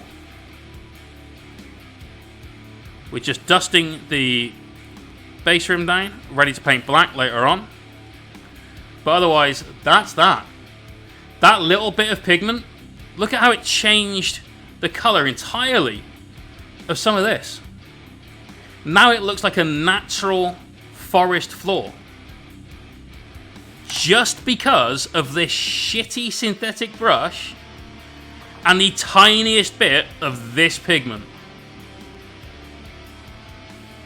Akel says, do you have to use synthetic brushes for weathering powders? Put it this way. See how the end of this brush is very flat? It didn't used to be. See how the end of this brush is super pointy? I want to keep that. So you could use a proper synthetic brush or a proper sable brush. But you may as well just buy a massive pack of like 50 for a tenner off of Amazon and abuse the living shit out of them. That's what I do, and it works for me. So that guy is ready to get a base rim done, and then he is finished. Happy days. Mate, mine do as well. So as mine get bad, they get a little dot point painted on the end of them, and then they become base coats brush, not everything else brush. So whatever works, right? So now we're going to do this guy. And this is going to be very different to what we've just done. What we've just done is we applied some accents with some weathering powders. For this, we're going to paint it using weathering powders. Now I have to do some dry brushing first, which I hate doing, you guys know that. But this is not for me, it's for my housemate. And the basing has to match the scheme of the rest of his army. So he uses this, Riser Rust, and he dry brushes the base with it. Rev, I know, man, I'm stressing out over having to dry brush something. What crazy effing times we live in. We could do a lesson on dry brushing and how to actually dry brush, because most people have got zero clue whatsoever. Might use that. Let's use this. So again, get shitty brush. Notice how these brushes don't come naturally to a point. Each individual hair has just been trimmed off. Somebody has literally just got a pair of snips and bam, bam, bam around this brush. That's how these are absolutely gash brushes. To dry brush, take brush, add paint. Now don't immediately take this to here and wipe off the paint. Fucking use it some other time. Put the paint back on this. Right? Now you've got rid of a lot of that. Then go and brush off a lot of that paint. Don't try and get rid of it all. Obviously, that's not the plan. You can just hear the heresy memes / alarms going off. Yeah, I know, right? I fucking hate dry brushing. Even on bases. There's no need. Did we dry brush this dude's base? Did we fuck? When you dry brush, don't take your brush and attack the model with it. I've seen so many people take the dry brush, let's use this one, and just go like this. This is not how you dry brush. Actually, I think you'll find this is quilted Cashel toilet paper for those who have sensitive bums.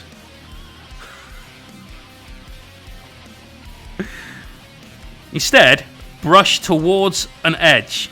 Yeah, so not going back and forth and hitting the model twice. We're brushing towards one thing. So brush, paint comes off the model, goes back down, brush, and so on. And the reason you do this is because almost all the time when you're dry brushing something, you're trying to get highlights on stuff. Light comes from usually just the one.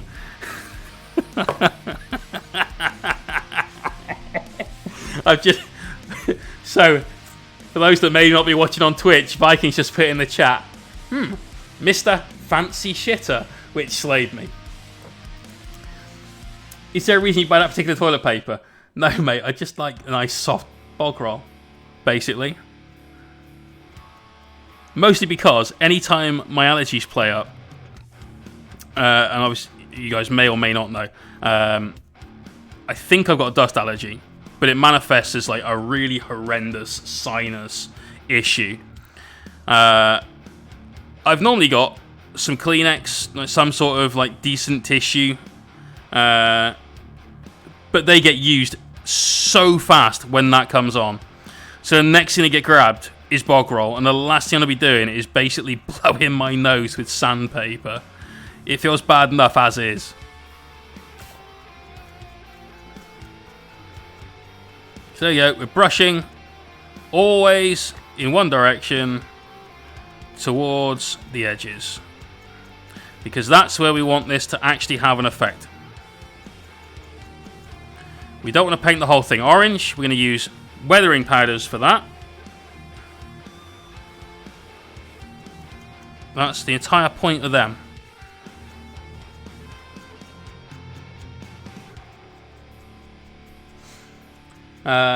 It's a major flex in these quarantine times. 3 months ago, 2 squares for £10. Yes, they were. I did see one sheet of toilet paper on eBay.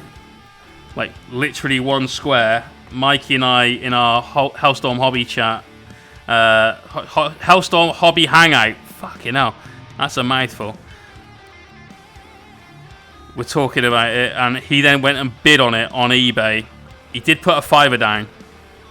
He got outbid on one sheet of bog roll.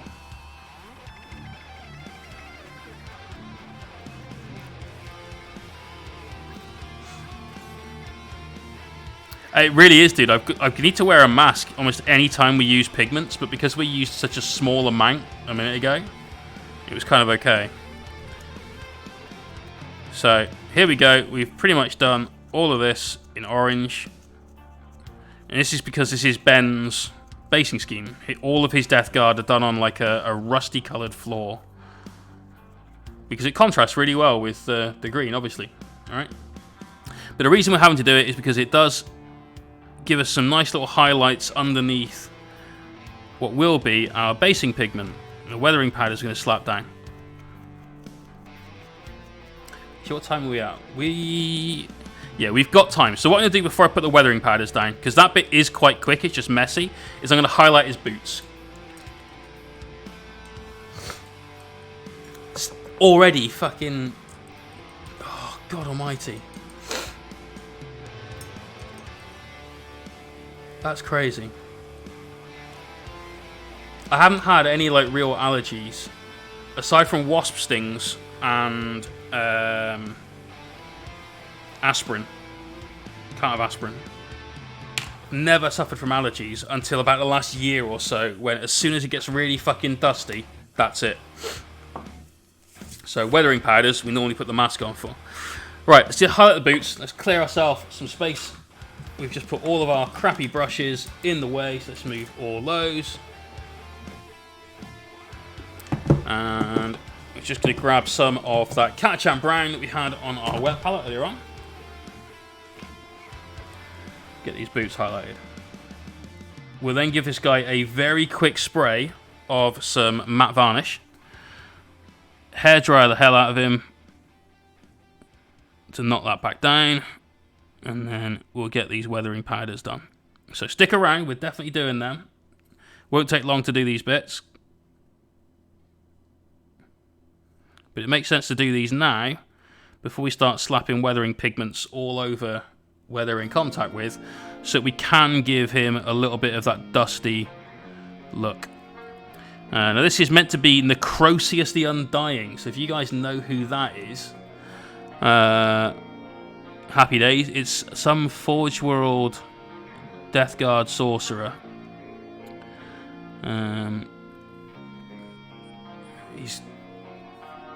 You can't. It's weird. You can't take the Tainted, which is the Chaos Warband he comes from, but he gives buffs to the Tainted if you're a Poxwalker, I think. I think Poxwalkers get re-rolled Disgusting Resilient rolls of 1 or something dumb like that.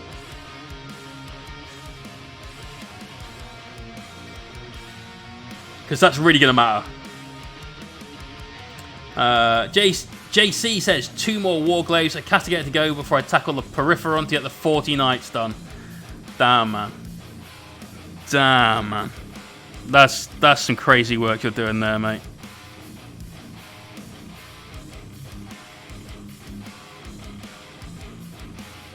I love Knights. And I don't even have double-digit Knights. Because they're all magnetized. I don't play games big enough where I'd need even one more Knight.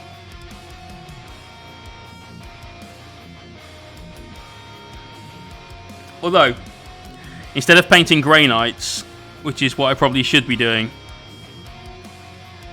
over my hobby break, I might buy more Knights and basically not repaint my Knight army, but paint another Knight army. Zaven! Hang on, Zaven. Is that a Professor Frink thing? Keep up the good fight, dude. Love your teachings. Thank you so much, man. That means the world to me. Thank you for that sub. Getting that Twitch Prime effort going in. Love it.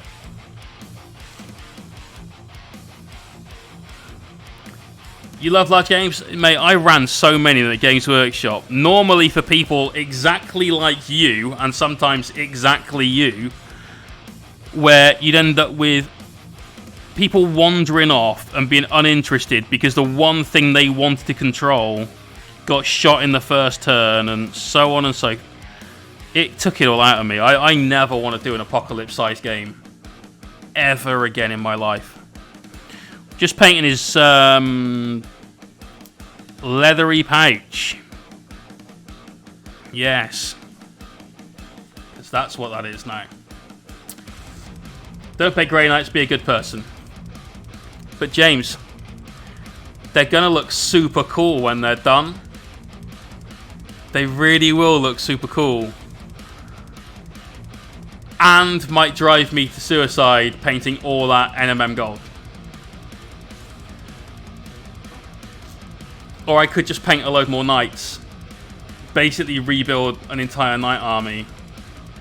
But do it without rushing them this time.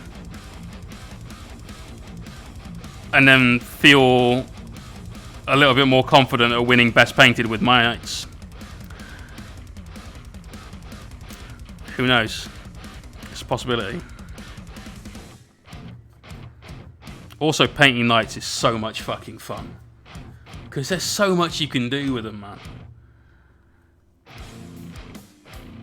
Right, what we're going to do now is going to take some of that Bogrin brown that we used earlier on, which is that kind of ochre colour. Mix that in with our Catachan flesh.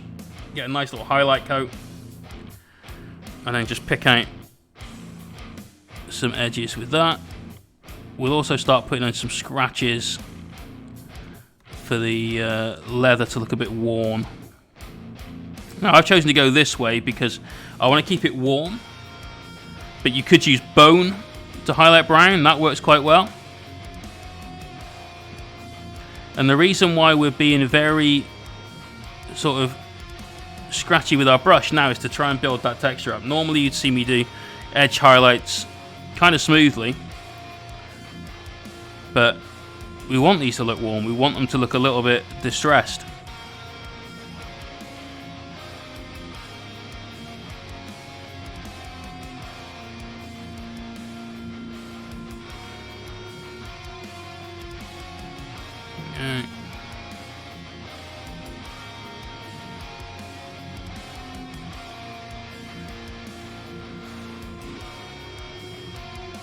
Nice.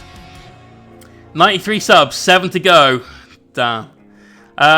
You say I was really struggling for painting awards before that, but there was a lot of times that I'd be looking at my competition and be thinking, yeah, I've got no fucking chance here. I mean, secret. This is why I paint everything fucking yellow, because people look at it and go, Jesus, that must be really hard to paint. I mean, let's give it to him. He painted everything yellow with fucking hazard stripes. This guy's a hero. But if you look at the metalwork on those knights, they're fucking terrible. It's not good at all. And that's why I want to repaint them. I also want to repaint the bases, because I think the bases were not good enough. I know I can do better than that in all of the different aspects that are there. Might just do that. Might just buy knights. Paint more knights. I mean, it's an option. Yeah, it was easy now. Contrast. Get out, you banned. No contrast yellow nonsense. Inks. That's how you paint yellow. I've seen... James, how many Imperial Fist armies have you seen done in contrast? Because I don't go to anywhere near as many events as you do, and I must have seen dozens of them. And I can tell you how many I've seen that looked good on the fingers of one hand after cutting off a couple of fingers. I mean, that's not what we're going to do, but... Fuck. Fuck.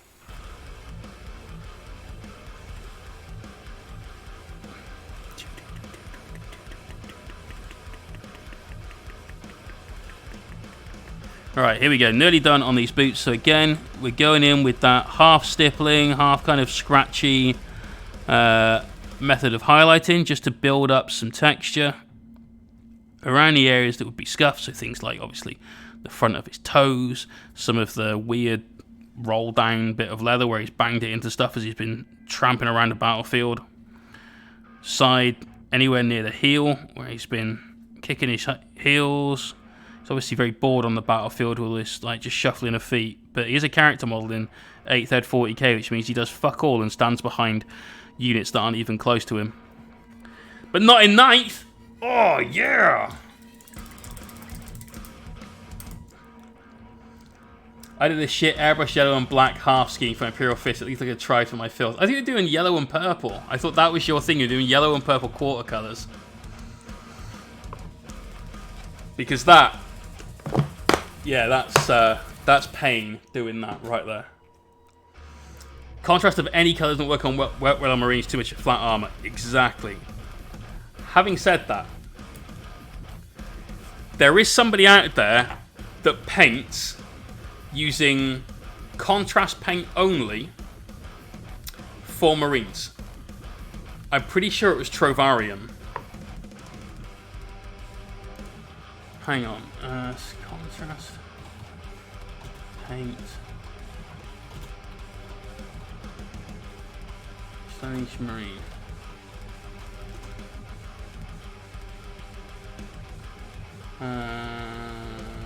Look at images, because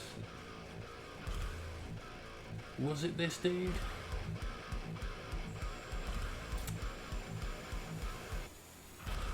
Oh, I can't find it. You guys might have seen it on Instagram here and there. It's a guy who's painted a Noise Marine, and all of the armor panels have been made out of flesh that he's then stitched together, and almost everything he does is contrast. It's crazy good. Right, more pigments. This time we're not using green. We're gonna need some red rust. We're gonna need some, not that. Let's just grab Dark Earth. That is the best weathering pigment ever. We need some of the Forge Wood ones now. So where are they buried? We need some light rust. And I want some orange rust, which is fucking sick. This stuff's epic. Forge Wood pigments are much more expensive than the G-Dubs versions, but are worth it. As Guy does Evi Contrast Masterclass, that's the one. Juan Hidalgo, that's it. That's it, yes. That guy can fucking paint. Right, mask on, because allergies. So hopefully you guys can still hear me okay. Let's grab a shitty brush. And because I don't want to get hands covered in it, we're going to put on a glove as well.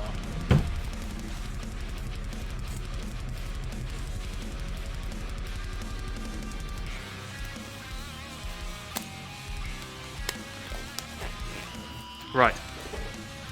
So, earlier on we talked about what a weathering pigment is. Not Fallout 3. Not Fallout 3. With this haircut, nah. Definitely something like some sort of Mad Max style. Shiny and chrome!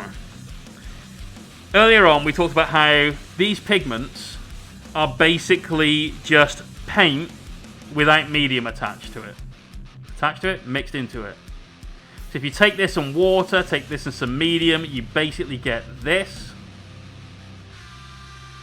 So, think about it. If this is basically paint without the wet bit,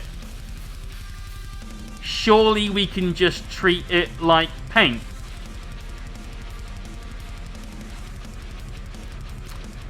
So you can mix them. You can blend them, you can layer them. You can't glaze them, that's taking the metaphor a bit too fucking far. But you can do all those other things. So, start with the darkest one. In this case, Dark Earth is our darkest. Same way you would do a lot of things when layering paint on a Mini. Grab a shitty brush, chuck a load of this into our lid so we don't have to run the risk of knocking the bottle over. Now, one thing to note about weathering pigments, this stuff goes everywhere, hence the allergy stopper. When you start smashing this onto a model, it will form a nice patina over your entire desk. So don't do it on, say, the dining room table, or your missus will be severely unhappy with you. Look at this, just you can see little bits of wispy powder flying off the model, alright? Now essentially what we're doing is painting the entirety of this base using this pigment. And the reason we dry brushed everything earlier on was because when the pigment passes over an area with a lot of that dry brushing, here for instance, you see that different colour coming through from underneath. It's going over grey, which is grand. That's exactly what we want it to do. It's going over orange, and obviously has a different finish when it does. Now, just like before, the question is, well, what do you seal it down with? And exactly like before, the answer is, I don't. Because a little bit of this will fall off the Mini. Not a lot. If we give them a good tap, sure, we've got a few little bits that have just fallen off down here. But because we're being really aggressive when we stip all this in, and we're kind of almost stabbing the base with the brush. Obviously, we're not trying to damage the base or anything similar or stupid like that, but we're really pressing this into the cork, into the particulate that we've put down on top of it, which was some Vallejo pumice. This is really stuck in there, alright? If you knock all that off, you'll see there's been a small amount of it that's come off the Mini. The rest of it will stay there. You could take a hairdryer to this and it would still be like absolutely bob on. Is it that? Yes, it is that guy. Yeah, because that fucking Slanesh. Wait. Yeah, it is him. So good. So good. Yeah, mate. Zavin, apparently I have a dust allergy. So when we're doing this, we've got to wear this. Otherwise, I get just sinuses draining fluid constantly, which is obviously not good. Right. Let's not waste this. Let's chuck that back into there. Also, somebody asked earlier on, like, where do they get a haircut this day and age? Well, the bathroom. Like, I do this myself. I've yet to find anyone in all the time that I've had a mohawk that's actually capable of fucking doing it. It's not difficult. Red rust. This looks a little bit like brick dust, but not to be confused with the weathering pigment I have called brick dust. But it's that kind of reddy brick kind of colour. Now, we don't want too much of this. But what we're going to do now, between that and the other two rust colours that we've got, is we're going to blend our base. So we're going to avoid the darkest crevices. We're just going to slap some of this on some slightly more prominent areas. And at the moment, all we're doing, like before, is kind of stabbing it into the base. For those of you that have seen someone like Marco, not just Mecha, you've seen him doing a lot of like sketching on minis, where he's just laying down some values, which he's then going to glaze on top of. Imagine this step now as the same as that, but with a pigment. But a dry pigment, i.e. a powder, and not a wet pigment, i.e. paint. So we chuck this on a lot of places on the base. Because this is going to form our mid-tone. Same way as you'd blend anything like some armor panels or something like that. You'd have your shadows, you'd have your mid-tone, you'd have your highlights. You can do this with bases. And this is why I don't like dry brushing bases, because this is going to look so much better by the time it's finished. So now you just manipulate the powder a little bit. So on this section here, to get that blend, all you do is stab the join between the two of them, right? You can see that working. How easy is this? I mean, it fucks the brush. That's why we use these crappy brushes, not a decent brush. And there's no point in using a real sable brush or even a good synthetic sable brush to do this with. Just buy some shitty nylon, absolute pile of crap brushes and go with them.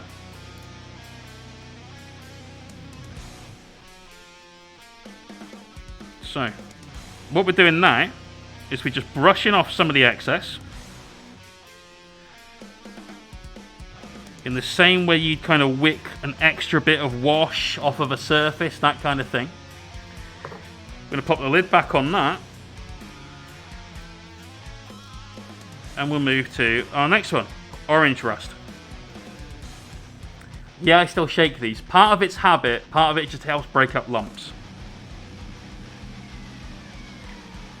So with this, we'll put it on less areas now.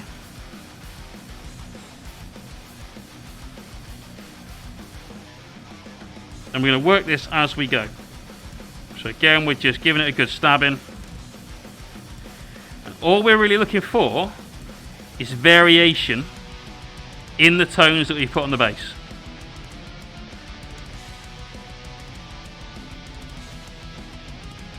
Because if you go for a walk, if you just wander around a little bit, you'll find quite often that whilst, say, soil may be mostly brown, there's going to be dark browns, light browns, there's going to be little bits of yellow, there could even be little bits of like purple essentially, or green in it. Just due to the way that light is interacting with particulate in the soil.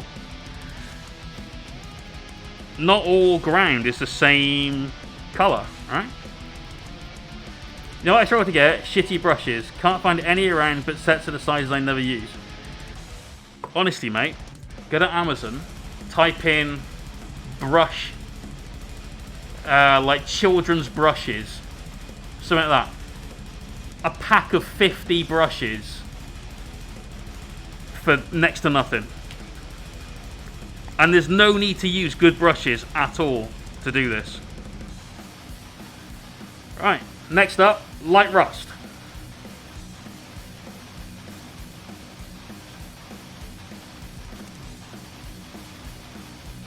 Just go to, like, I don't know if you have it where you are, but over here in the UK we have a shop called The Works, which is full of cheap tat to keep people amused. There's usually some sort of arts and crafts style things, maybe some like cookbooks and a few fiction books, that sort of thing. You must have something similar to that, or be able to find something similar to that online. That'll have this kind of brush, and they'll be terrible, but that's exactly the point for this.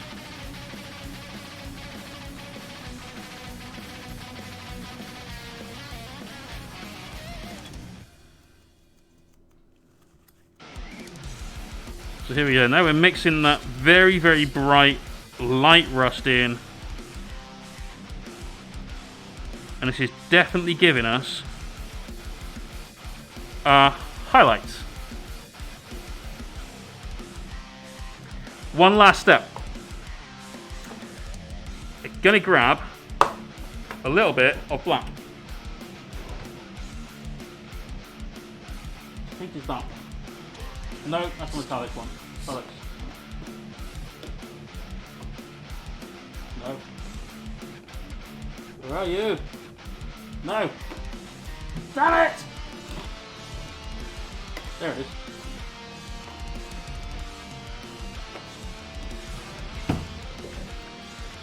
Black soot.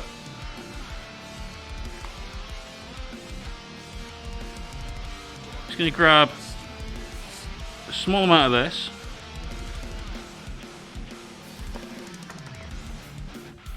And then, as you've seen me do with washes, with oils, any of those sorts of things, just going to hit our recesses with it.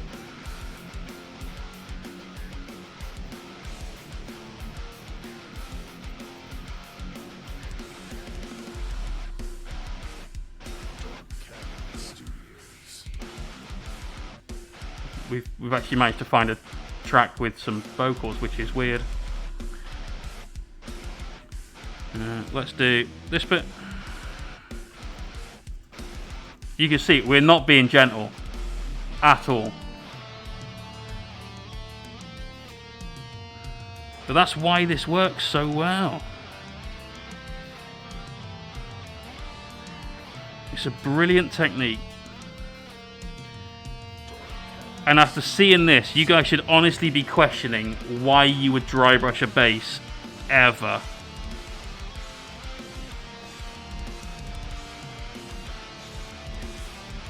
Because there's no need. Think about the number of times you've taken a base, you've slapped some whatever shit that GW has told you to put on the base, like the Sterling Mud and Battle, I don't know. Slap that on a base, dry brushed it with normally bleached bone or whatever they call that these days, stuck a grass tuft on it and called it done.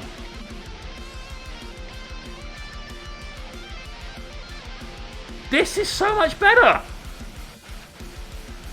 All I'm going to do now, because this line is a little bit thick, is going to take some more of our darker earth colour and just fuzz that out. This is the most forgiving process you could ever do on a Mini.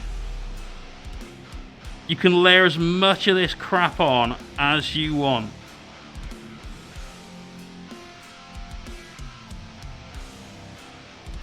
So just blend that into the foreground.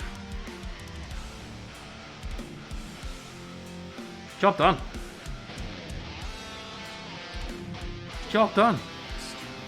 The rock's just cork, because Ben's entire army is based on cork.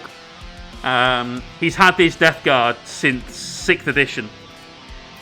And back then that was how he based them. He basically would get cork, he would paint the entire base with typhus corrosion.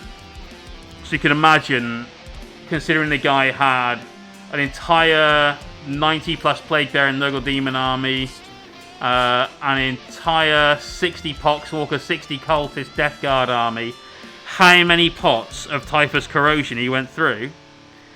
But he'd put that on there, and then he'd give it the world's jankiest, shittest dry brushing of the Riser Rust, and that was how he'd do his bases.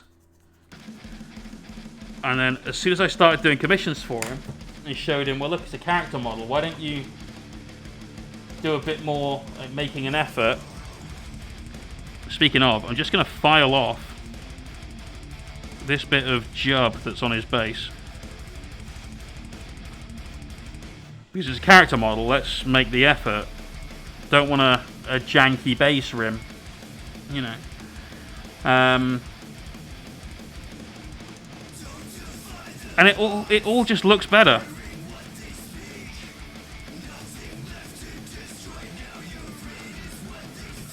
There we go. Yep, that'll be fine. So, JC says, question for you, Jake. That's paint Mantis Warriors Marines army. Are they the ones that are like super obnoxiously bright green? Rookie Wookie. I love that username. That's fucking sick, mate.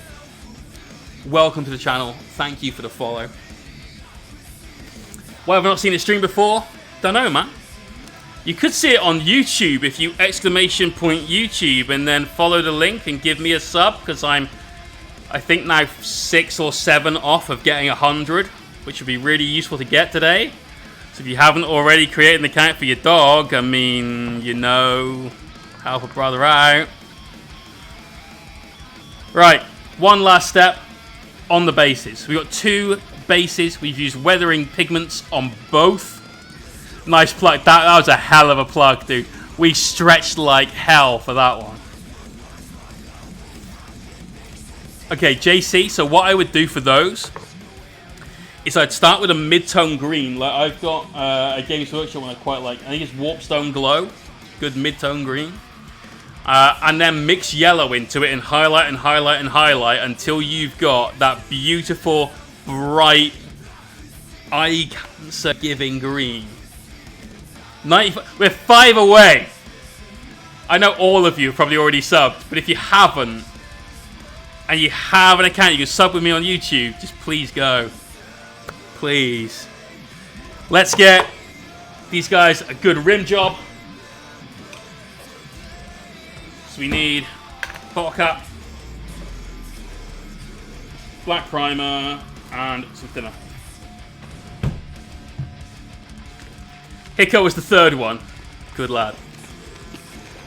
Yeah! Rookie Wookie, you legend.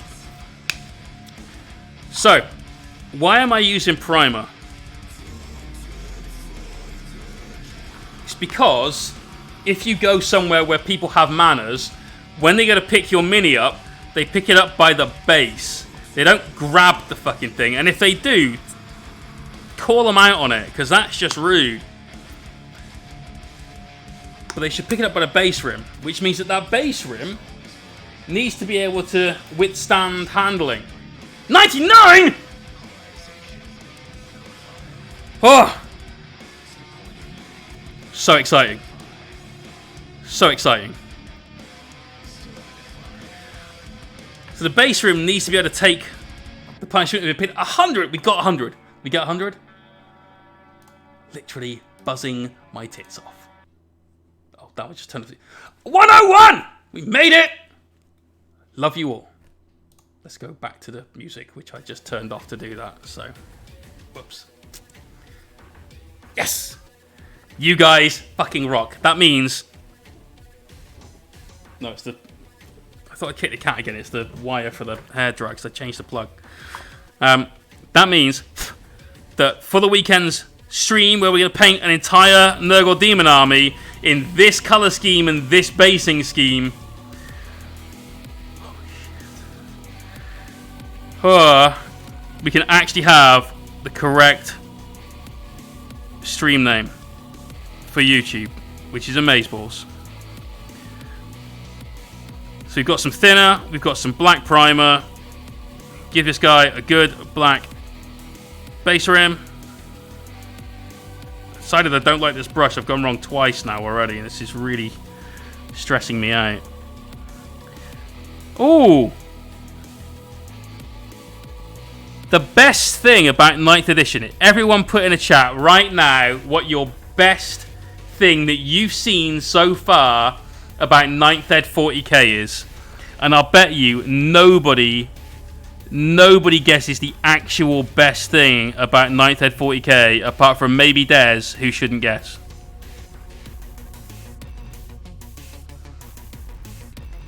Where'd you get that foliage from? Exclamation point Tufts, dude. Rival Crafts are your hookup. These guys, honest to God, Sarah produces the best basing stuff. Whether it's foliage like that, whether it's just your normal sort of static grass stuff, whether it's even like basing particulate.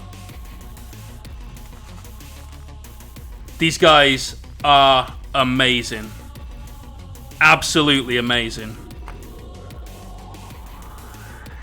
If you put exclamation point Tufts in, there's an affiliate link. So you just click on there, go straight to it. If you do buy anything, and how can you not after you've seen the stuff that they produce? It's crazy good. Then I get a little bit of a kickback, which I've told Sarah is always going to go back into her business to help her continue to produce the amazing stuff that she does. So far we've got character targeting rules. Character targeting rules. Changes to Overwatch. Changes to Overwatch. Changes to Overwatch. You're all wrong.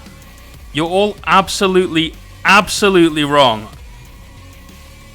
I'm going to show you in a minute. Let me get this base room down, and while it's drying, I will explain and show you the best change of 9th edition. It's not even anything to do with Sisters of Silence or Custodes. It's not terrain rules. It's not even a rule. It's not a rule. You're all wrong. So far out there. Completely wrong. You want to see the best thing? The absolute best thing about 9th edition? It's right there. See that? That is the best thing about 9th edition.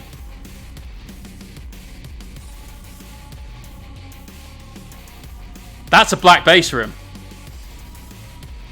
That isn't grey. That's black.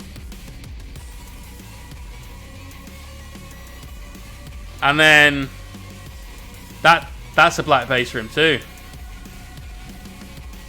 And then that's a black base rim too. And then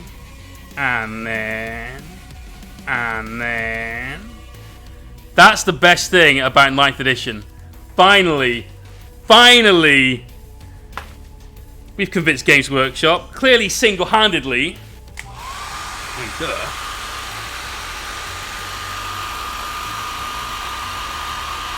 Black base rim, man. That's the way forward. None of this grey shit. Definitely none of this goblin green shit. Black base rim. Small board gang as JC. Did you watch Morehammer's video today? I was nearly crying with laughter over that. Wow, look, this foliage is on there. It's in a wind. That bit was less on there than I hoped. But it all held up pretty well, apart from that one bit that just fell off because we were being a dickhead. Let's reattach it. So this resin is doing a really good job of holding this stuff in place, which means I'm not at all worried about this going in an army carry case and being bashed around a little bit on its way to and from events.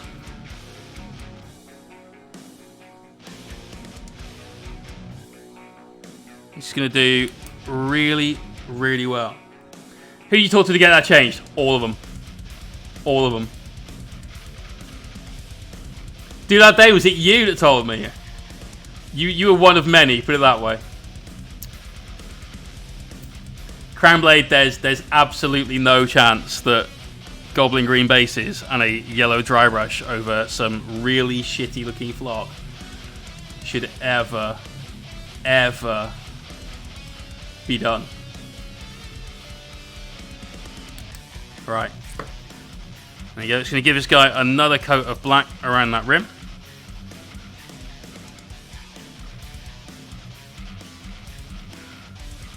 So this guy is up for grabs this weekend. You could win this exact Marine while we paint a Nurgle Demon army. What the hell have the two got in common? The colour scheme. We're going to paint 1,838 points, so help me God, of Nurgle Demons this weekend on stream. They're all going to be that colour scheme. They're all going to have that basing scheme.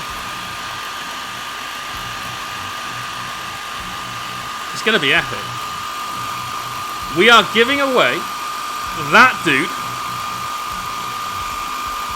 the inks that you'll need to paint him. I should totally have taken this brush out of my mouth. Sound Designer, thank you for that follow. So we've got the lemon yellow and the red ink as well. We're going to give away a Reaver to go with him, so you can paint your own using those inks and show me how you got on.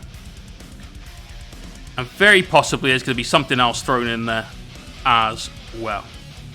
You'll have to tune in and find out.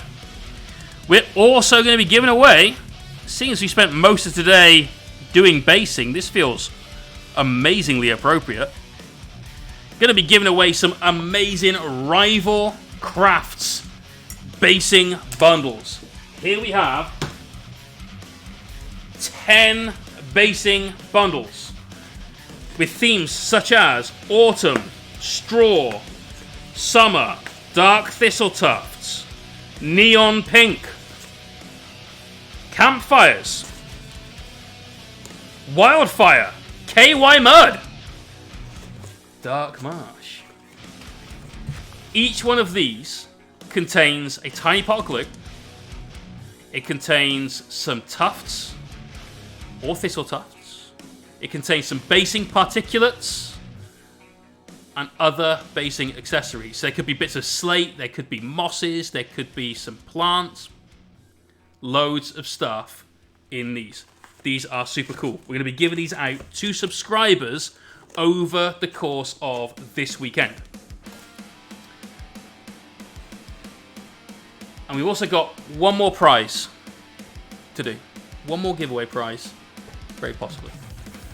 ProJump says, Jay, if you do a water base or some UV rays from Green Stuff World, what do you use for the side of the base to stop leakage? Well, no one likes any seepage, so I just make the base rim massive, and then I pour it in this bit. So the frogs in their great big puddles, they've clearly splashed into, are going to look awesome. We've got some plague bearers with that kind of base where the entire rim is up there. We've got some ones where they've got a little kind of like a little crater. What you could do is you could get some molds if you want to do the entirety of a water base. Green Stuff World actually sell these little silicone molds. Put your mini in that, put a little bit of resin down, set it, and then rinse and repeat. Don't do a huge amount of resin. It gets hot as it dries. So this, guys, is what we've done tonight. A little bit of highlighting on both. Weirdly, both brown. And then some basing. Two radically different bases, but they do have one thing in common, which is that basing pigments, weathering powders, have been used. They've changed the base so much. That little splash of green powder in there has made this go from being a brown, sort of muddy area into a lush, verdant jungle. On this guy, I showed you how you can blend weathering powders on a base to create a very realistic, very natural looking base. And yeah, we dry brushed underneath, but you don't need to just have a boring, I've dry brushed it and thrown a tuft on. Even a good tuft from Rival Crafts. Your bases can look absolutely fucking insanely good, super fast.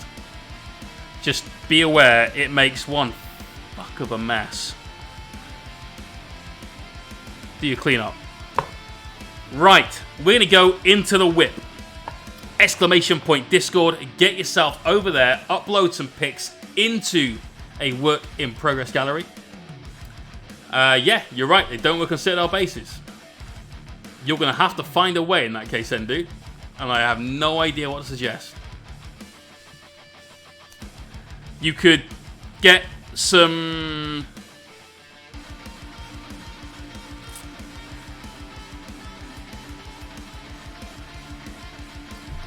acetate and run a ring around it, and I don't know, you could make your own molds that kind of slip over the top of the marine or whatever, and no idea, mate. Not a Scooby-Doo. I may have gotten some dust in my eye, which is really annoying. Right, whip it up. Let's see what we got in here. Work in progress today. Oh wow, we've got a late whip. Normally we've got pictures in here from well earlier on. So this is some Space Wolves. This is from Rocky. My whip for the day. Going to clean up the overspray later. It's a solid grey. There's elements of other colours in there. I think I can see a little bit of purple down as an undershadow. We're going to be doing a lot of that this weekend. So we're starting the stream at 10 o'clock Saturday morning. And the first thing we're doing is showing you guys how to get under shadows. So if we look at my Imperial Fist, see all this orange and this red on his leg, on his arm, his chest, and so on. We're going to be showing you guys how to do that for the first probably hour and a half. I think Rocky's done the same thing here because I'm sure I can see elements of purple in those legs. There we go. I knew it. So if you want to see how to add something interesting to your minis that will aid the overall effect, tune in on Saturday morning. Or watch it back on YouTube at when I fix the URL, youtube.com/Mohawkminiatures. Yes, strong. And then he went with the fists. Happy days. So this is exactly the same technique that we've used undershade red over a black undercoat with a white zenithal on top and yellow on top of that. Happy days, man. Just get them painted. God damn it, Rocky! Paint the fists! Then do jungle bases, because jungle bases are the new fucking cool. I'm buzzing. Right, Pure Gamer 1209. No, it's not much, but here's my whip start of a new test scheme for my Necrons ready for 9th. So we've got blue crons. There's nothing wrong with some blue crons, man, at all. So this is your test scheme that you're going to paint the entire army in.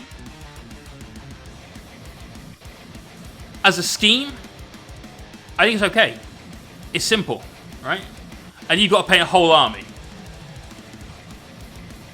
What I would suggest, get the entire army done like this, right?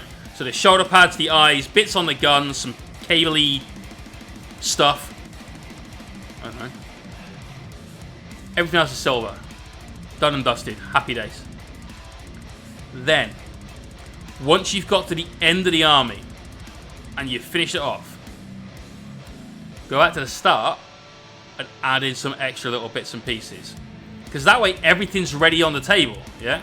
You've got your Necron army ready to go, so that when 9th comes out, you're like, right, I've got more Necrons, here's my usual stuff I play with, it's all painted, off we trot. But then come back and maybe fill in some of the bits in the chest to help expose the ribcage a little bit. Maybe paint the little Ankh-ish symbol a different colour. Add in a few other details here and there. Because what you've got, whilst it's cool, is just a little bit two-tone. But get the whole army looking like that. Because when you've got an entire army that looks like that, they'll look cool. And then you've got the opportunity to go back later on. It's a cool colour scheme though, man. And I really like how bright the blue is. Right, Crazy Anked says he needs to do some highlights. He's been using weathering powders as well. You do need to do some highlights. Also, on the Apothecary's like shoulder lamp that he's got going on, get some blue ink, because you've done blue for your OSL, and just trace around those, like the grill, the metal grill that's on it.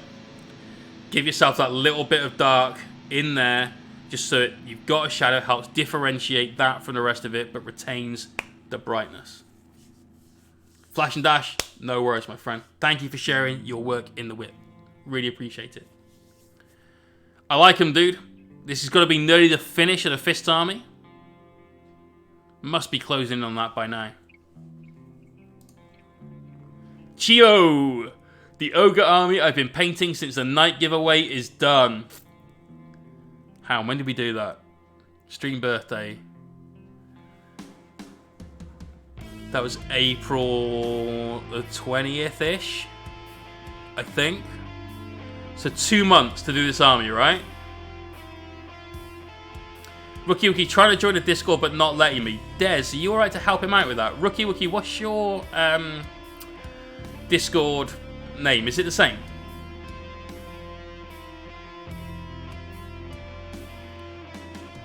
So let's have a look at these ogres. Done in 2 months. Okay, so I'm not overly sure what we're looking at because I'm not familiar with Sigma. We've got a very nautical themed ogre army. Try to copy a link and just join by hand. That might work. We've got crocodile riders, which I absolutely adore. We've got just crocodiles, which are amazing. We've got crocodile with a cannon strapped to its back. Even Dr. Evil did not go that far.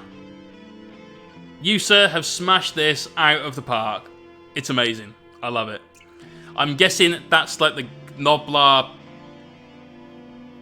scrap wagon, whatever they had, as your pirate ship. Who knows? Hello Kitty flag on Crossbones.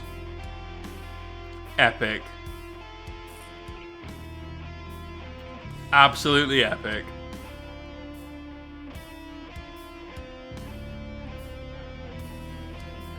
Nice work, dude. Very nice work. Right, Rev. Oh, hang on. Rev, why is this not a Poxwalker?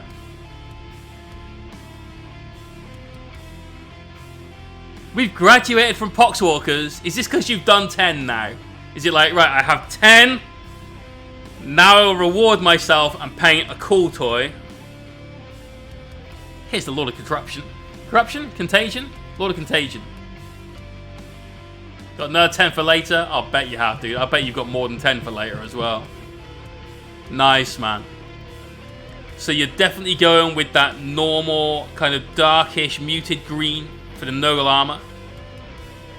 I just hope that by the time this guy's finished, he is as bright and as vibrant as those Poxwalkers. Because I fucking love those Poxwalkers, mate. I think you did a bang-up job on them. Oh, itchy nose. Should have done the powders without my fucking mask on earlier on. Oh. It will be bright. Good to hear, man.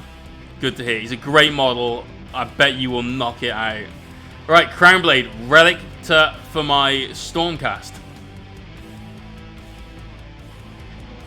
So we go with the butt shot first. Let's do the front shot. Let's have a look at the front. Cool. I like this guy. I like the colour scheme you've gone for. You could do a bit more contrast on the scroll work. So if you take a darker brown, like a mid-tone brown, turn it into a wash just by thinning it down, and then just paint on the inside of each of the letters. It'll just give you a little bit more contrast. They'll stand out a lot more by being darker against the light bone that you've got. And don't forget as well, you could highlight the sort of bright bone colour on the front of it. Looks like you've done some highlights on the armour. Do it on the scrolls as well.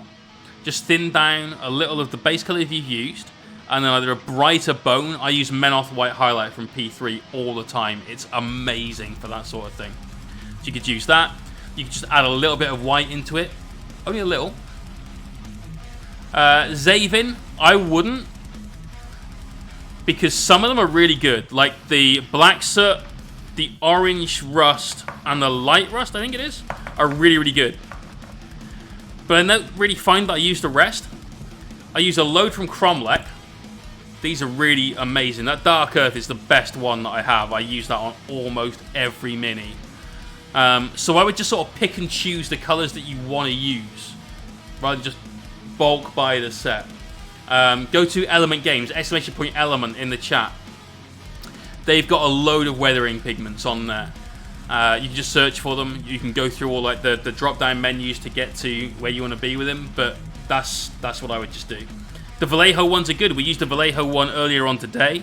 I got this from Element. In fact, it arrived last week. As well as the drab one, which we decided not to use, which is basically brown rather than green like the picture was. So. But Vallejo, Cromlech, Forge World, they all do good ones. Just choose what you want. You don't need a whole set of them. I've got a load because of the different styles of basing that we do, but there you go. I like it though, man. I'd work on the scroll work. That's my only sort of bit of criticism, bit of like nudge to do something else. Especially because on the back, you've got all of those scrolls, and that's the main feature of it. They're on the back of the model as his cape. They're on the standard thing that he's carrying. You could really push the highlights and push the shadows on that to make that stand out a lot. Right, Des, managed to fix this. Still needs more filing though. Filing or filling? Filling. So, it went in the freezer because the track was on upside down or something. Excuse me. He's now rescued it from the freezer. It has returned from the land of the ice and snow. I love these things though, man. Sakarans are amazing. Las Cannon's twin accelerator autocannon is just life. Can't wait to see you paint that, man. But I'll tell you what, that thing next to it can fuck off. relic Scorpiuses can just die. Voodoo Yaz, went to see my plastic crack dealer, that's Undead. Sorted my beaky heads for my Raven Guard and started on Beaky Boy and Crabby Boy. Is he Crabby Boy because he itches a lot? Just slightly wonky, it rocked. You're right, mate. It rocked. That is a lot of sprues. I can see a repulsor in the background because clearly Des went, I've got 3, painted 2 and went, fuck the 3rd one, I hate these kits. Correct me if I'm wrong.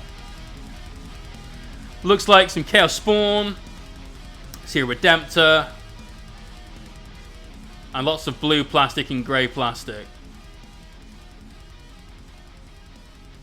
Grey plastic looks like an Intercessor kit, but I can't quite work it out. I don't know. We got some Hellblasters. Nice, mate. They look good with the beakies. Exactly that. There we go. There we go. I have painted a couple of those things now. They are not fun at all. You'll see them flick around in this. Oh, no. Just no. So much no. Love the beakies, mate. Quality. Oh, here we go. It was Chaos Spawn.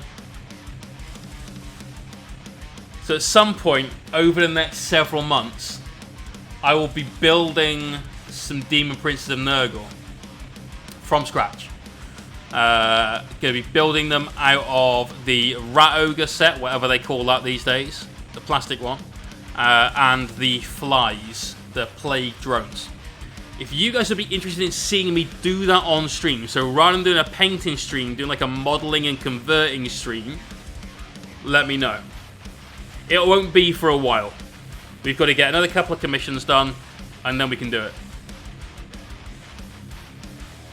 But these are cool. I like the kind of weird fish bird one that you've got. That's just odd. Once more, my Whirlwind Scorpius. Please set this on fire. I hate these things. But if you promise to paint hazard stripes on the Dozer Blade, I'll let you off. Because hazard stripe Dozer Blades, yes. Just yes. I like what you've done with it though, mate. It looks cool. I just hate the damn things. Rookie Wookie, you made it! So this is... oh, it's Necromunda stuff. This is the Bounty Hunter chick. She has got many colours in her hair. Why? Mate, they are stupid powerful. Stupid, stupid powerful. Fire twice. 2d3 shots. Is it 2d3 or 3d3? It's just such an absolute bastard, that thing. It's good, dude. Your skin tone is a little bit Dale Winton. She's very Essex.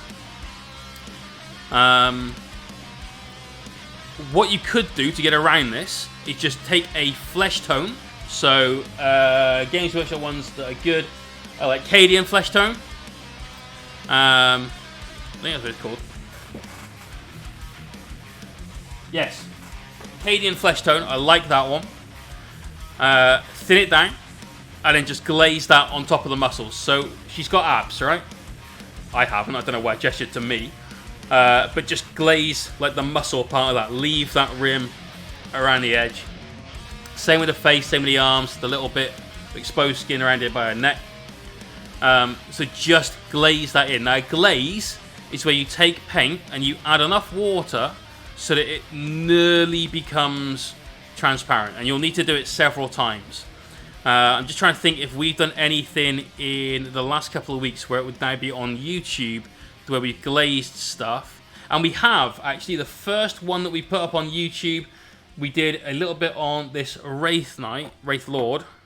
If I just pop him on stream quickly. So if you look at this guy's cloth, the loincloth, a lot of the recesses and a lot of the highlights in here were done through glazes. So if you go back to that video, which I'm pretty sure was the first one, it's going to be talking all about freehand. That video will show you how to glaze as well. And you can apply that as a technique to anything. It's just a way of applying paint. So take that, learn that technique, just practice it on something that you haven't spent a lot of time on already. And then just start glazing stuff into the skin, especially around the cheekbones, the abs, the muscle groups on our arms, and so on and so forth. Just work that up. Looks good though, mate. And then, here we go, got some custards. I like your colour scheme. I played against a guy, he's one of my favourite people I've met in 40k, a guy called David. We played a game at Firestorm Games in Cardiff in a tournament. We were both about this far from being second in the event. We knew we couldn't win it because we'd both taken a loss. We were this far from coming second each. And the game was so close between each other, we took ourselves both out of second. It was an amazing game, though. We've been friends ever since, and that was it was February before last. He's a great guy. He's got the same kind of colour scheme for his custodes. I love it, mate. Red, gold, blue on the lances. Spot on. But you need to do those bases. And we spent all of tonight talking about how to do some super easy, very cool bases. So now you've got no fucking excuse. Go paint your bases. At least they've got a black base rim though. That's the plus to this. Well done. Great job on those though, mate. And then here we go. Last one, Civilian Waffles. One of my first painting projects ever. I think he turned out great. Well, I think he turned out great. It's good, man. The purple's nice. You've obviously put a wash over it. You can see it's picked up all those recesses. People that have been in the stream a lot will know what I'm going to say. Because it's a pet hate of mine. I don't like blood on things. Because it never looks right. I've seen, unfortunately, in my life, a lot of blood. The vast majority of it has been my own. It doesn't look like that. And you can tell. And it's a shame. But what you've done is good. With that one thing aside. Everything else is great. How long ago did you paint this? This is one of your first, so I'm guessing it may have been a while away. Maybe it's ketchup and he's a hungry boy. No, ketchup goes only in the corner of the mouth. Also, why the fuck is it not brown sauce? You know. Couple of months. Cool. Next show, which will be obviously at the weekend, we're going to do some whips during that show to give me a little bit of a break from painting. Let me have some lunch, some dinner, maybe another 10-minute break later on in the day if we get enough time. It's going to be a full-on 14-hour day of painting, at least on Saturday, and probably the same on Sunday. Maybe longer if we're just not quite there yet. It's going to be a grind, but we'll find a way. Next time we do a whip, show me something that's very, very recent. How are we streaming it for? Well, I think you typed that while I was answering. So this is what we did tonight. Bases galore. The coolest, most realistic jungle base I've ever done. Because it's made of real plants. It looks amazeballs as well. So happy with this. You see, as long as you're not a dickhead with it. Okay. Apart from that bit, which I need to reattach clearly. It's on there pretty tight. So I'm really happy with the way that this has turned out. I'm looking forward to doing this on the Nurgle Army the weekend. And then a quick go with some weathering powders. How to create a really nice, very natural looking base. Just using powder. Just using powder. It's amazing what it does for a mini. So that is the end of the stream. Let's go find someone to raid. I need to try and reach my keyboard now behind all of this stuff. Don't forget, you can watch the show back on YouTube, and thank you to all of you that gave me a sub on YouTube, because now I can change the URL. I love you all. Who haven't seen this guy painting in a while. What's he working on? Probably some Relic Blade stuff. I love this guy. He's one of the most chilled dudes on Twitch. When we get there, give this man some love. He deserves it so much. Gonna raid Malev Flow Shinobi. I will see you guys Saturday morning at 10 o'clock, where we start to paint that entire Nurgle Demon army in one weekend. Peace out. See you there.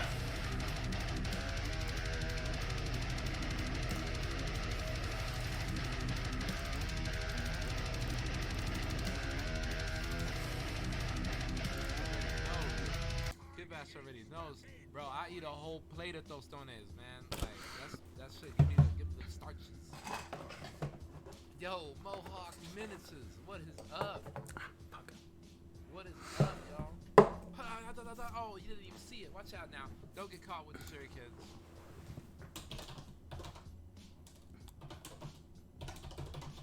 Voodoo, Mohawk, what's happening? That's good to see y'all. Civilian Waffles joined. Oh shit. Thank you, Civilian Waffles. What's going on, y'all? We painting Stormcast over here right now. We're doing a little palette switch. About to throw some silver down. You had a huge Mofongo. Yo, Mofongo is dope.